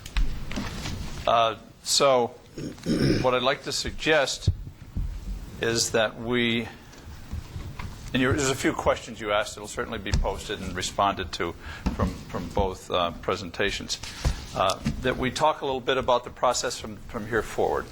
Yes, sir. Just a suggestion. Can we get a 5-minute break, maybe? Absolutely. By chance, before we get into everything, then we can just. Absolutely. Sure.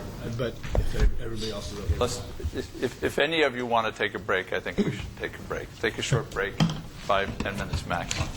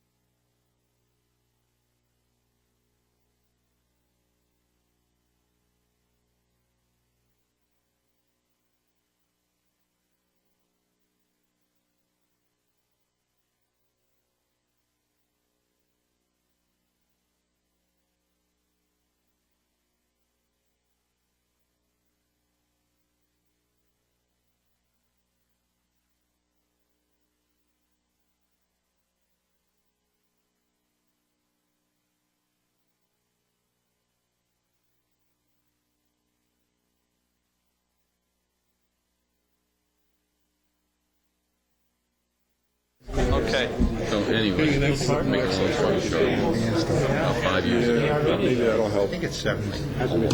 Let me share with you where we are in the process. Where are we? And go through a number of things that I'm suggesting as we go forward. Some of you may have read what was posted today, but if you didn't, I will have a copy for everybody. And let me just run through this, see how it works for you.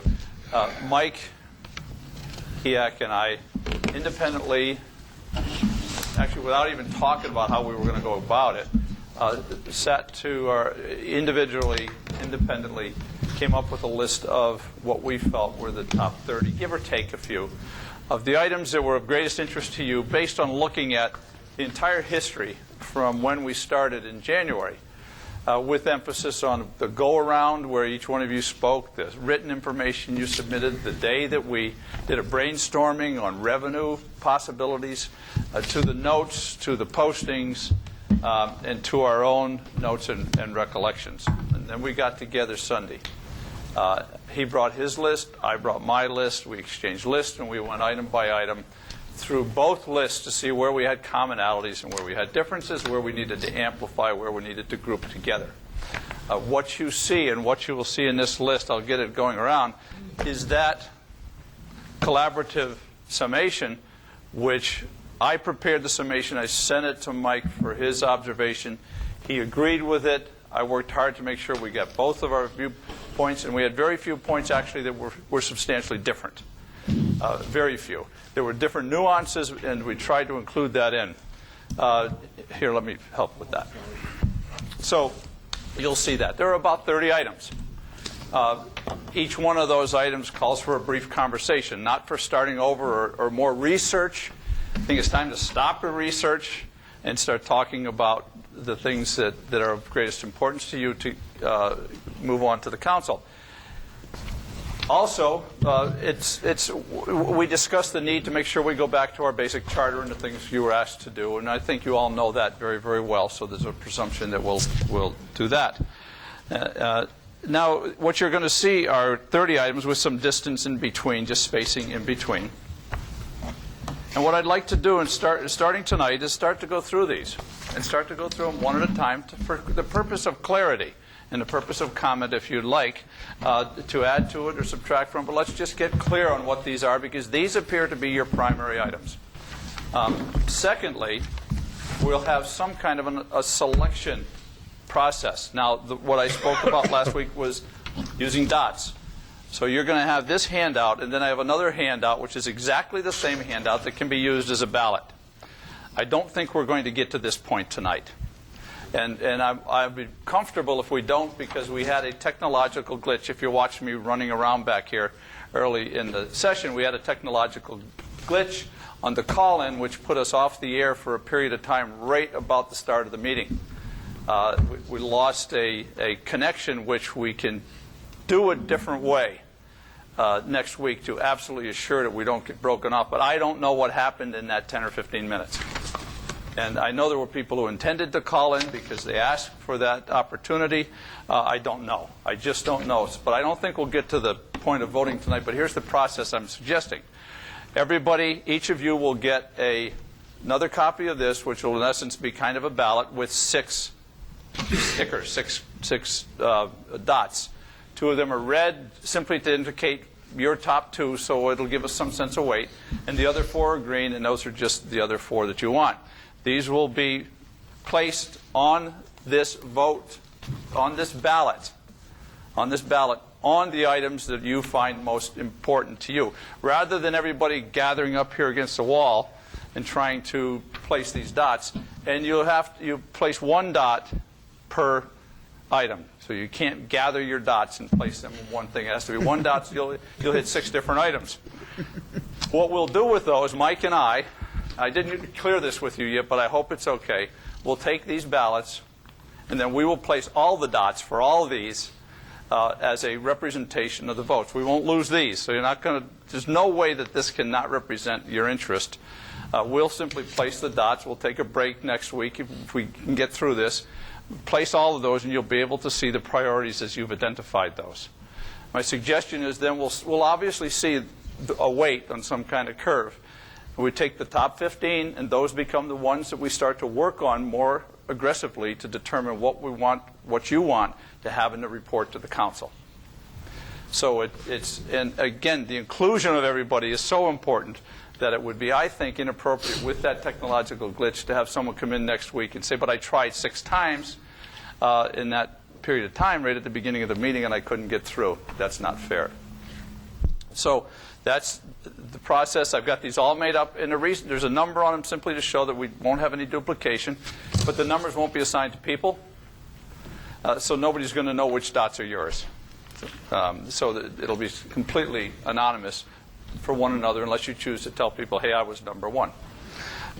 Hey, Dick, yes, when you say a report, do you mean that you're going to elaborate on each one of these somehow? Or? Ultimately, the ones you identify as the primary ones, then through the same process with Mike and I, taking into account your information, will independently prepare the draft of a report, which we would sit down together and find something that serves both of our viewpoints, and if necessary, eliminates something that doesn't work if we don't agree on it, and come back to you with a representation of what we think is a draft of the report with the exact same process, taking into account the comments that you've made, because these are just sort of summations. Right. There is much commentary, and I'm sure some to be added by the conversation we'll have here tonight. Well, then maybe this is just me, but just a suggestion for the group is that since there's 30 of them, and I thought I heard you say you wanted to discuss each one of them.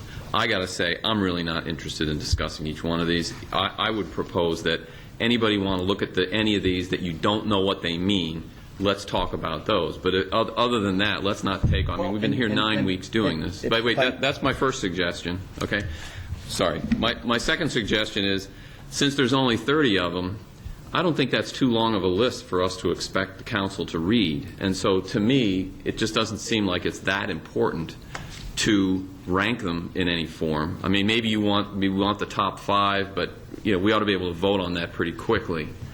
And then the only other thing I would say is, if there's things, I'd rather spend time on, if someone sees something in here that's not here that they think is important, that those would be the things we discuss to either add or subtract. And that might get us done really a lot faster. I mean, I'd be happy, personally, I'd be happy if we said these are the 30 top items that came out of our 9 weeks of discussion, and submit it to the City Council as it is right well, here. I think it does call for a report that's a little more explanatory to them. Mike? Yeah, I'm just going to say that the thought process that I went through was to try to come down to the specific, or as specific as I could, the consensus of all of the different inputs that I reviewed. So in some ways, we tried to boil it down to what exactly is it that we want to say to the council in the most simplest possible terms. I know that there's some inputs that I reviewed. Larry, all the debt refinancing. I mean, exquisite in terms of the detail that's there.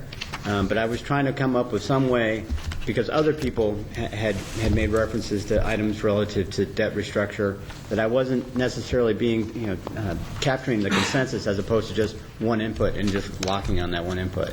So the thought process, from my point of view, going through it, was get it down to the most simplest possible terms, and those that if we really wanted to say these are the ones we should focus on, then come back and fill it out, if you will, for purposes of reporting out.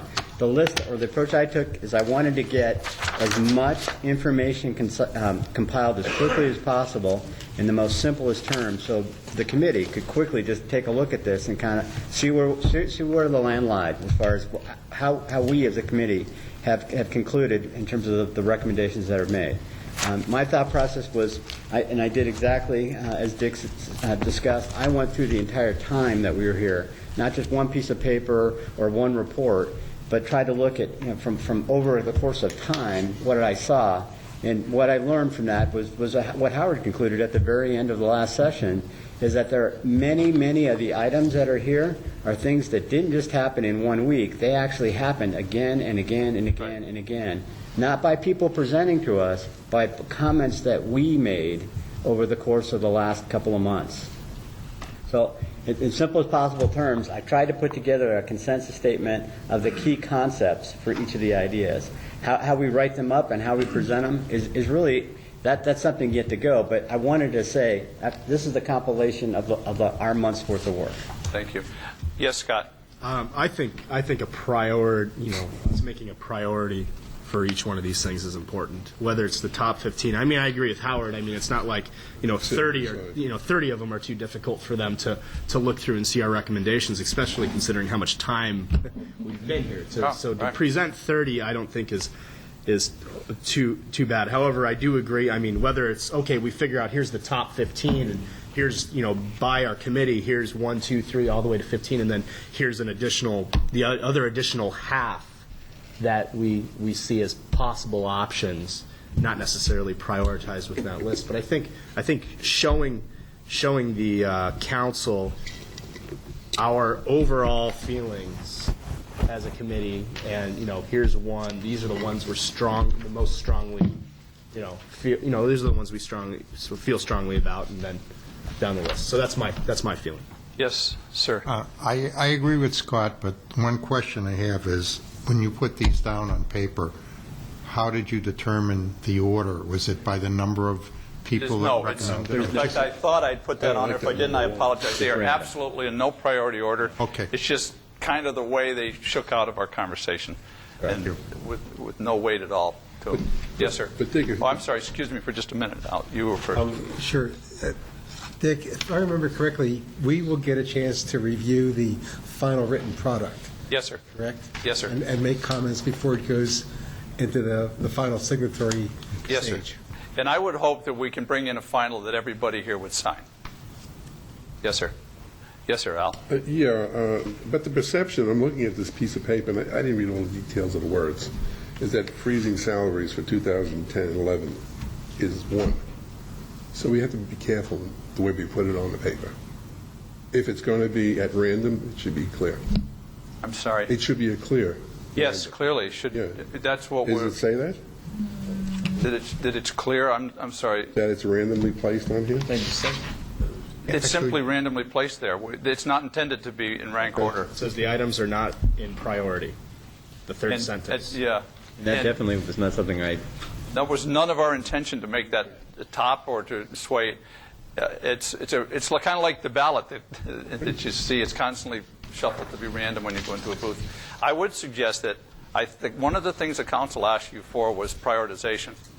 So I think it is definitely worth the effort to prioritize. Even if you leave all 30, you'll at least give them a sense of urgency, which we hope to establish is an urgency toward this or that item. Keep in mind that also every one of your written commentaries and your brainstorming and will all be addenda to whatever is the plural to this document, so they will see all the raw material if they choose to delve into it in any depth.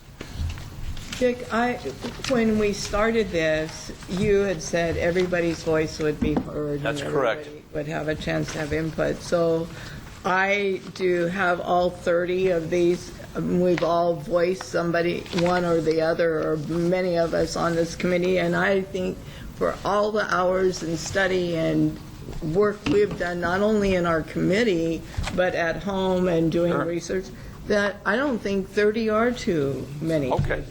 I wasn't suggesting you toss anything. I think the idea of having 15 that maybe look like the top, and then here's some others that still are very, very important. But anyway, the report you want to have structured is fine. But I do think the prioritization is critical to the expectation that's been created on the council's part. And I do think that it is worth considering, because both Mike and I, when we read this, we read your comments and everybody's comments. I would like to weave some of those back in to the commentary to the council so they understand a little more specifically what the intention was when it was discussed here. These are just so brief that they don't tell a story. And yes, Joan Shield, that's true. My thinking is if we prioritize them and they're going to take the top 15 and screw the rest. I'm only saying that that's what they asked us for, was a prioritization.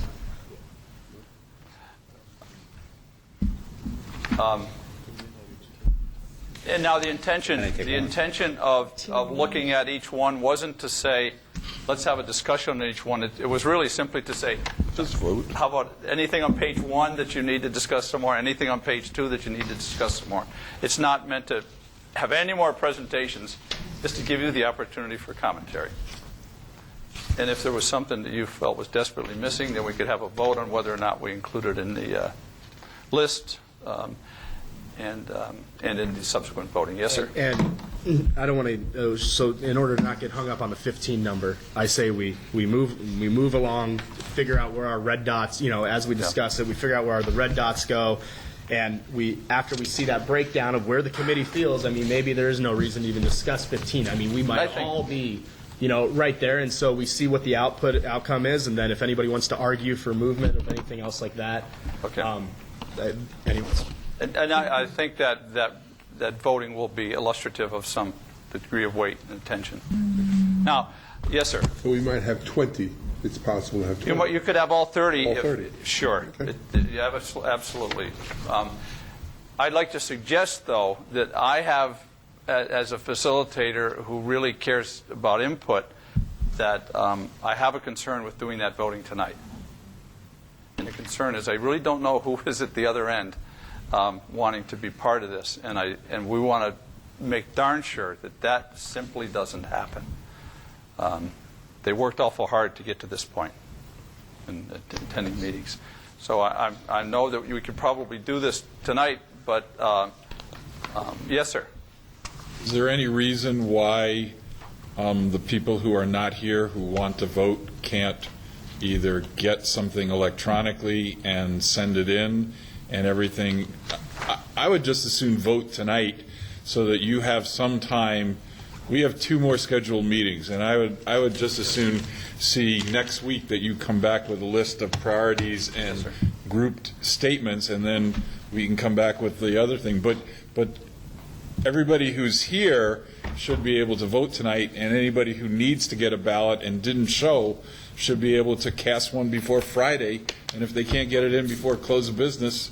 Let me suggest something, and I'm going to ask the attorney if I'm right. That the work has to be done at this meeting, period. Open meeting law. It can't be, no one can do it off-site. They have to come to the ballot box.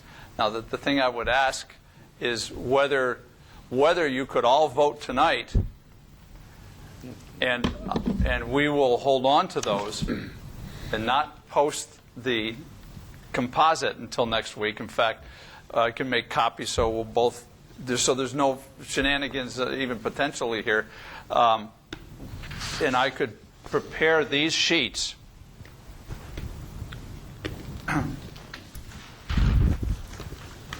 with all of the dots from what you have voted, but not show them until those other people came next week, cast their ballot, which we would then add to this and show the entirety of the voting procedure. That's fair. Sounds good. Is that legit?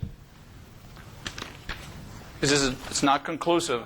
My preference is we vote at the same time, but I don't think... But given that someone here might not make it next week, Right. and if we hold those ballots kind of like you're the mail-ins, and and we would keep that whole process open and not show the results until next week. I just need kind of something that can work for us. If Gary wants to vote this week and others do, for me that's fine, but I'd really like to hold my vote until next week if I can. I'm a little slower than some of you guys. I'd like to take it home and process it. So you're not real comfortable with me wanting to just get this done tonight and wait for those to come in? I think this is a quasi-legal action. I think you should take the vote at one time. You think what? Take the vote at one time. So can we take the packet, the ballots Certainly. home? To you, that's Vote informational. at home and then come back in with a completed ballot? No. I'm sorry, I don't mean to say no. Your comment. My comment is this is taking a vote and it needs to be conducted in an open meeting. Can't we just notify through email everybody that they all need to be here next week to vote? Yes. And then if they're not here, too bad. And If they're not here, Greg, we will make absolutely sure there will be no delay, no problem with this connection, so they I can think they call should in. have a final warning, myself. Yes. I mean, Were we supposed to vote tonight? Don't want a car wreck. We aren't supposed to, but the discussion we've been having is some interest in doing it tonight and getting it over, some interest in, wait a minute, I'd like to take it home and think about it. Did we talk about that last time?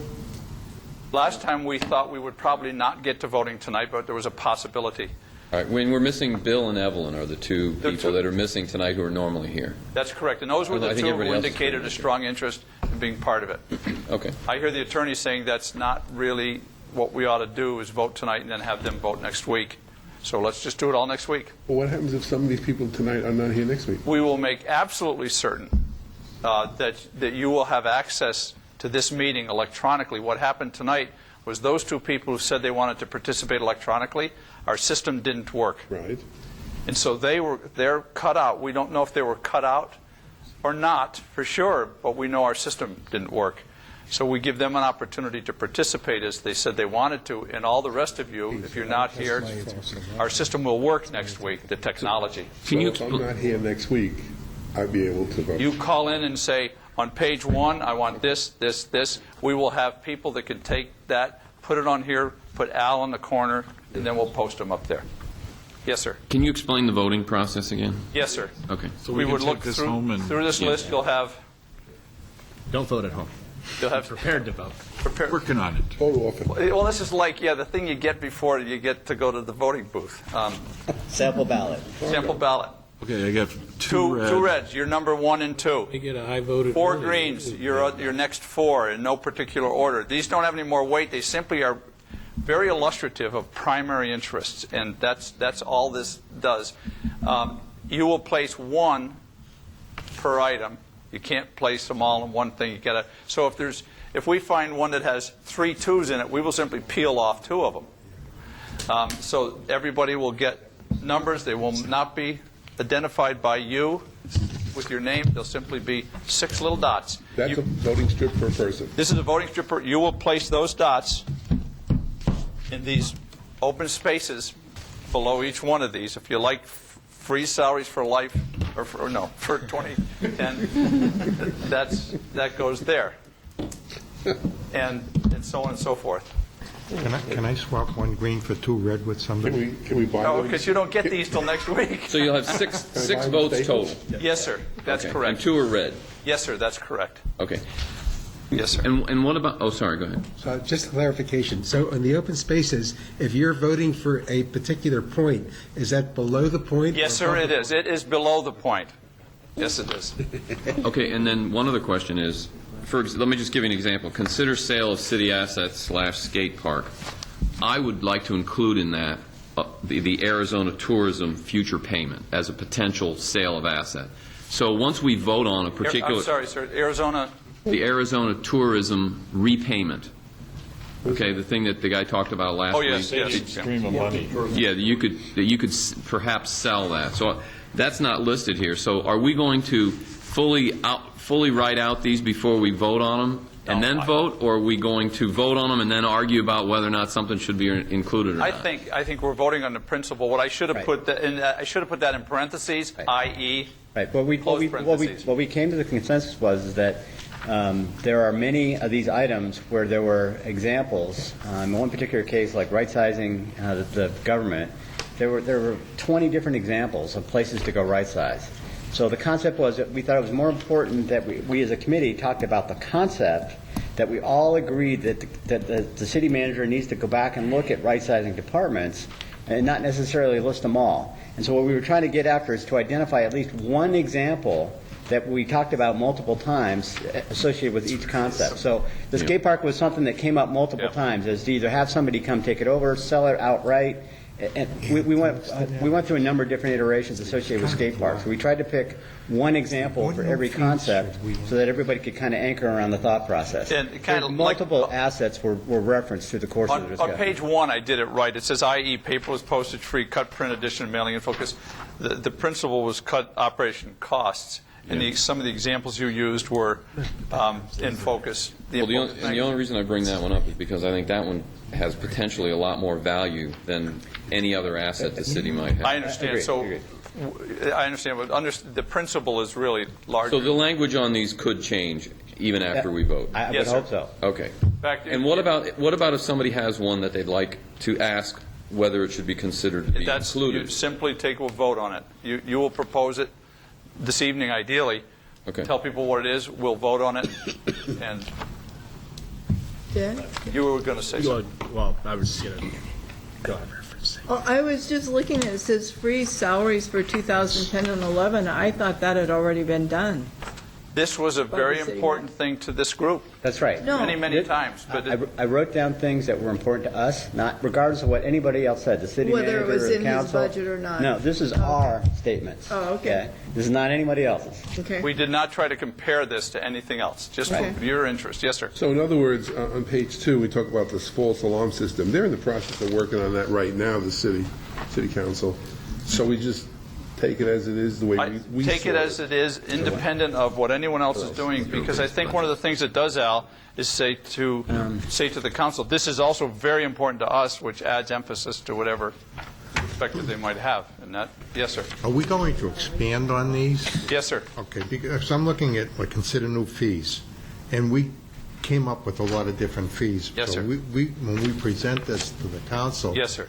We will have, like, a number of dots underneath this, is that correct? You'll have a number of dots underneath this, but you'll have a number of points that you've made throughout the season here, because the report will flesh out each one of these. It just seemed like too much to try to stick on that. And by the vote, it'll give us the opportunity then to see what's important to us, and then we can discuss those bullets and see That's what's correct. important. I see that being much of the meeting next week. Yes. Yes, sir. Okay, just so I understand, so next week when we walk in, you're going to hand out the ballots. Yes, sir. And everybody here is going to put their ballot together. Yes, sir. And we're going to call the people who aren't here but on the phone are going to put their ballot together. And then we're going to recess while you guys add them all up. And post them up on the wall. Post them up, and Yes. we're going to prioritize 1 through 30, however votes they get. And Yes, then sir. we're going to flesh out the winner Start at is the going to top. have 4 or 5 bullets underneath it, and the next one will have 4 or 5 bullets, and then we'll be done. Or we'll write the report, and then we'll come back the following week and say, yeah, that's great, let's sign it, and we can get out of here. That's incredible. Yes, Thank you. That's exactly what the process is. Okay, can we work on that? So, Can we work on it? Can we execute it? Yes, that's the intention. Exactly what you said is exactly the intention. You can't Okay, do it well, tonight, though. Could we adjourn then? Yes, Since we know. but not until people are done sharing their ideas. Well, No. I'm not trying to discuss the process anymore. I'm interested. I mean, we have 30, but I'm interested in maybe number 31. And it's the park and ride, and I don't know how we go about addressing that. I know Already that- approved. I know the council. Well, what I'm saying is, I know the council approved it, and I don't know the process for it. I mean, as far as a recommendation, I mean, I could tell in the tone of many of our voices when we were asking the Page questions 4. is Page 4. Page 4. It's all done. It's done. Yeah. The council, there's a contract with Nesbitt Construction for $3.6 million. But it's done. It's signed. Okay, so So you would have a rescission, you would have a penalty for rescinding the contract, and you would lose all the federal job money. You accept that as representing? Forego the 120. No, But I mean, you could put it on. No. I brought up the question because I didn't know, because that was my next question. Can we do that? And then what happens if we? So page 4, we wrote, suspend capital projects unless Finish on required by law. question one of these. I don't remember. So, I mean, if there's some legal commitment that the city's there's been facing, a lot of fine, discussion. we can't do There was anything a lot about of it. discussion. But if the city is under no legal requirement, the recommendation was to suspend the capital project for this year, for budget purposes. So we want to recommend those soon before they go. But you could add the park and ride, if you think that's a number 1 priority or number 2 priority, you could put park and ride, or you could put other capital projects like the library or city center or whatever. As far as capital projects, I mean, that's something that I look into. But as far as the park and ride, I mean, it's not even. It doesn't even sound like it's even worth it to recommend. And so that's why, I mean, if it's done, paid for, I don't want to, I found Doesn't sound like we can even go. You don't want to waste your dot on it, right? Yeah, I mean, I'm okay. not wasting Are there any? But there are other capital projects that are a lot more money than Sure, that, and the city's going to have to pay for a bigger share of those. Okay, so you guys are getting the idea. That is a big dot if you consider that. Well, Gary, overall for capital Gary use. very, very articulately laid out what we would do. We would then put on some of the dot points to make sure that were the key points that need to be included in the report. So if we've gone too far and oversimplified too far, well, we've lost the meaning in terms of what the intent was. The expectation was we'll come back as a group and look at this. If we need to add detail in to make sure we're communicating the specific, that's fine, but we want to make sure we at least in principle agree with the concept relative to suspending capital investment. Okay. Yeah. If we agree with that concept, good. Let's vote, and then when if we decide that's a high priority, then let's put the details in. Let's put the meat in terms of what is this message we want to send to council. Put our emphasis in detail in somewhat of a rank order in relationship to the interest of the group. Right. So I'm going to take this paper home and Yes, you are. it up and prior to Right, and then you may have already decided before you get in the ballot box who you're going to vote for. Why can't all the Then I'll give you dots, and you won't know what number dot you're going to everything in here get, so you talking can't about go manufacture reviewing them. revenues, just do that. And Well, yeah. prioritize cost reduction. Oh, sure, because you're going to give you another one anyway. And I think I just heard Larry say that. I was looking at the exact same. You were talking about some of the revenue generating. Yeah, things. why It's should the like revenues I don't see. I compete mean, with the do we cost? even prioritize? All the revenues selling go- naming rights from seats to venues, billboard along major. They're going to roads. get Do we even- every revenue suggestion you made. But I don't want to have my dots be, focused on Diluted. revenue against the cost. Yeah. To prioritize. Well, then, I All the don't. revenues should, if they're legal and you can do them, they should go forward. And I think that's no problem. You don't have to use a dot on that if you. Can you give us more dots, so you could vote? I mean, if you gave us 3 blue dots and just say, okay, the blue dots are for revenues, people will. I'll tell you what. Think about this. That's a. Yes. Larry has a valid point there because some of us have looked at revenue generation and other people have looked at cutting costs. And if you take you have 2 primary choices and 4 others. And if I think revenue generation is way more efficient use of the council's time, then Tell you what. How about we gave you 3 blue dots, like you said? Would that make it better? How do we use them? If for revenue side. If you want to use one on the cost savings and one on revenue. But I want to also emphasize, Larry, that because it says they are each based on principle. So if a principle, and one of the things you talked a lot about, and you felt it was a big deal, was billboards. Right. That can be a cash cow, completely passive income. I don't just want that to show up in some list of 75 revenue items. It's creative and it's too big for that. So I don't want us to lose the emphasis one can place on those of great consequence for the sake. They will also get every one of your brainstorming revenue generating ideas. So I'm a little torn, but next week when we flesh out this list after you show your priorities, all those things can be included in a subset somewhere along the line of one of those items that's on this list. But like you start off, if we had 6 dots and there's 8 revenues here. Then all we'll simply say is let's gather some of those other revenues under. But we want to see where the weight is. You can say, so what we'll have we'll have a segment of the report that says revenue generation. A number of things were considered. These appeared to be the highest priority. Here's other things that were suggested. You can get 30 dots, and there's some point at which you get too many, I'm afraid. You tell me what you want to do, but there's a point where... We can recombine. Well, I think Larry has a really valid point in that revenues and costs together. You're making us prioritize, as exactly what he said, revenues and costs together, and there are some people in this committee whose priority is cutting costs. And there are other people in this committee whose priority is generating revenues, and we'd like to cut costs. So what we're trying to say to you is give us an opportunity to segregate out the costs and the revenue generation and let us rank those. Okay, I don't think the outcome will be any different. I don't think it will either, but I think it'll be any make us different. feel better because I don't want to cut. I don't The want other my thing I want to make priority sure to be. I want to make sure we don't do is unduly limit anybody's opportunity. So if I say here's 2 dots for revenue, it should not stop you from putting more dots from your green ones on revenue. That's fine. Okay, give me 2 dots for revenue, 2 red dots for costs, and give me 3 dots, the rest of the green dots, and then I'm done. No, I think I'll be happy to stick 2 more dots in there, blue, so you can do anything you want That's with what I them. said, Dick. No, I know it. And I said, is that okay? And No, you were went off saying somewhere no. else. No, you were saying no. No, I didn't say no. I said I don't think it's going to change the outcome. Okay. But we'll give you 2 blue dots. Everybody want 2 blue dots? Go to Staples, we'll get some dots. I got dots. I get many. I just have to run them through and put numbers on them again. But I'll get 2 blue dots. Well, everybody get 2. You can do with what you will, but we will encourage you to use those on revenue generators. Wildcards? They're like wild cards, yeah. But you can use them anywhere, but we kind of encourage you to use them on revenue generators. And your answer to the question, Gary, a few minutes ago was, is there any reason we can't adjourn? And the answer is no.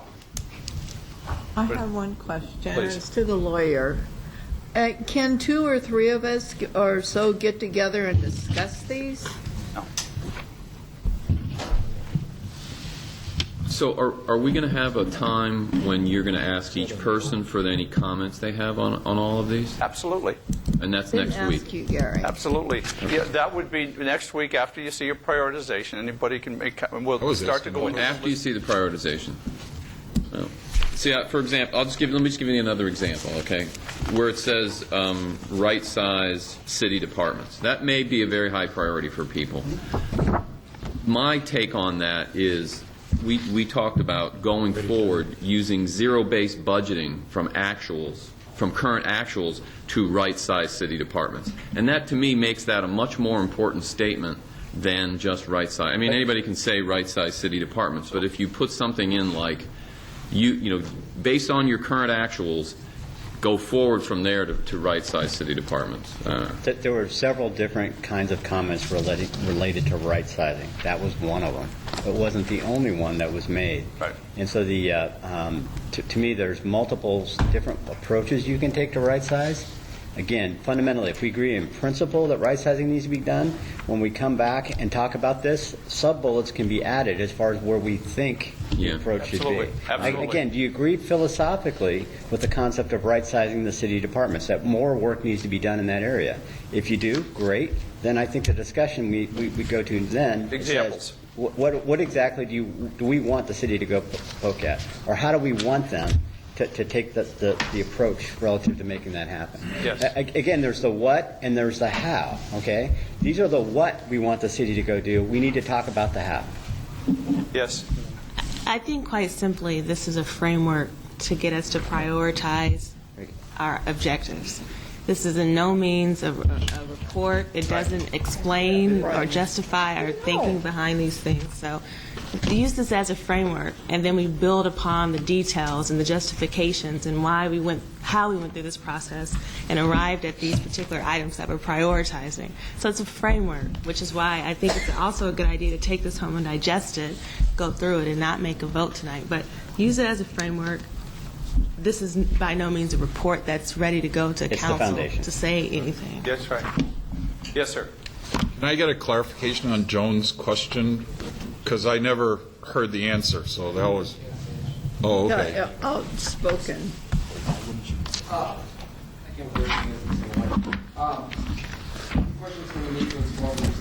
I said 2 or 3 of us. I would give you my lawyer answer. And my lawyer answer is that it's discouraged because your public business should be first. And I think I hope you received the... Oh, I did. I did. And it kind of points out the hazards you can run into when you do these. I'm not saying it's completely wrong. I always discourage it because you may meet with 2 people, you don't know who they can talk to, and you don't know who those people that they talk to. Next thing you know, you have to talk. So, theoretical. You'd sell the water and sewer system and make a lot of money. And the answer would be discourage it. I always say the business is best connected with the home. I know that probably doesn't give you a lot of comfort. That's fine. So, well, but we can still do it. I mean, nobody's going to, Well, I would think, I want to go back to your comment on the open meeting law. Yes. Because I think if I read properly what you said, it was anything that would influence a decision that would be made here. I just don't want us to get in a bind. And so where is the line? Because a quorum, and by this group, we identify as a quorum as whoever shows up. Quorum is 14. 14, Yeah. you said it the first time. thank you Okay. very much. Okay, well, then that makes a That's big right. difference. So can I go back to this other question? Sure. And it's just like, I thought that the time we went around the room and everybody talked about what they felt was very valuable to the group. And I would like to suggest, and maybe this is next week again, but if anyone has something they'd like to add to this or clarify on any of these items after they've had the chance to take it home and think about it, I think it would be valuable for you to have each starting at one end or the middle or the other or whatever, go around and say, okay, you have any comments about this you'd like to make before we go to the vote? I think that would be good. Comments or clarifications or anything, just so that people get, because I think I might take this home and read these some more and say, okay, I'd like you to clarify really what sort of intent that was. That's really where we started our discussion. What I'm afraid of is, okay, what I'm afraid of is we vote before everybody has a chance to talk about those I things. think we suggested that. But let me just finish. What I'm concerned about is, because I've seen this happen in meetings before, you vote in advance of it with just these statements. And then somebody thinks, well, that was included in such and such, and then somebody else says, no, I wasn't thinking about that being included. And so if you're talking about writing more on each of these items before we submit it to council, I think unless everybody's got a clear picture of what was sort of in people's minds with each of the comments, and I agree with putting them simply and getting a starting point, but I think without some kind of a little bit of clarification so everybody has a chance to speak about what they're thinking about, then I think you have less of a chance of getting that consensus quickly. Okay. That's exactly what we started this conversation with. We would have everybody have an opportunity to comment on any or all of these before we vote. Okay. I agree with Howard because actually I was down at the end and my comment was, well, it depends on where we are. Are we $13 million over in deficit? Are we $5.8 million in deficit? Are we even or what? That's all I said. So I agree with Howard. And again, that's exactly where we started this meeting, was with that discussion. Everybody will get an opportunity to make comment before the vote. After the vote, we'll start to look for those subheadings that would be appropriate to put into a final report. That question you asked is answered again in the information that was handed out or placed on the website. And keep in mind that 13.9 was the 9.89, and the 9.10 is a different. I mean, the 9.10, 10.11 is a different budget. And you got to look at both of those to make sure that you differentiate between the two. Anything else for the good of the order, folks? It's only 8:15. What will you do the rest of your evening? Have fun. Hey, I got to just tell you, so yesterday my number 6 grandson was born, a little boy, and so tomorrow I'll be going down to see him, and I'm very, very happy, Grandpa. So, Pete, see you next week.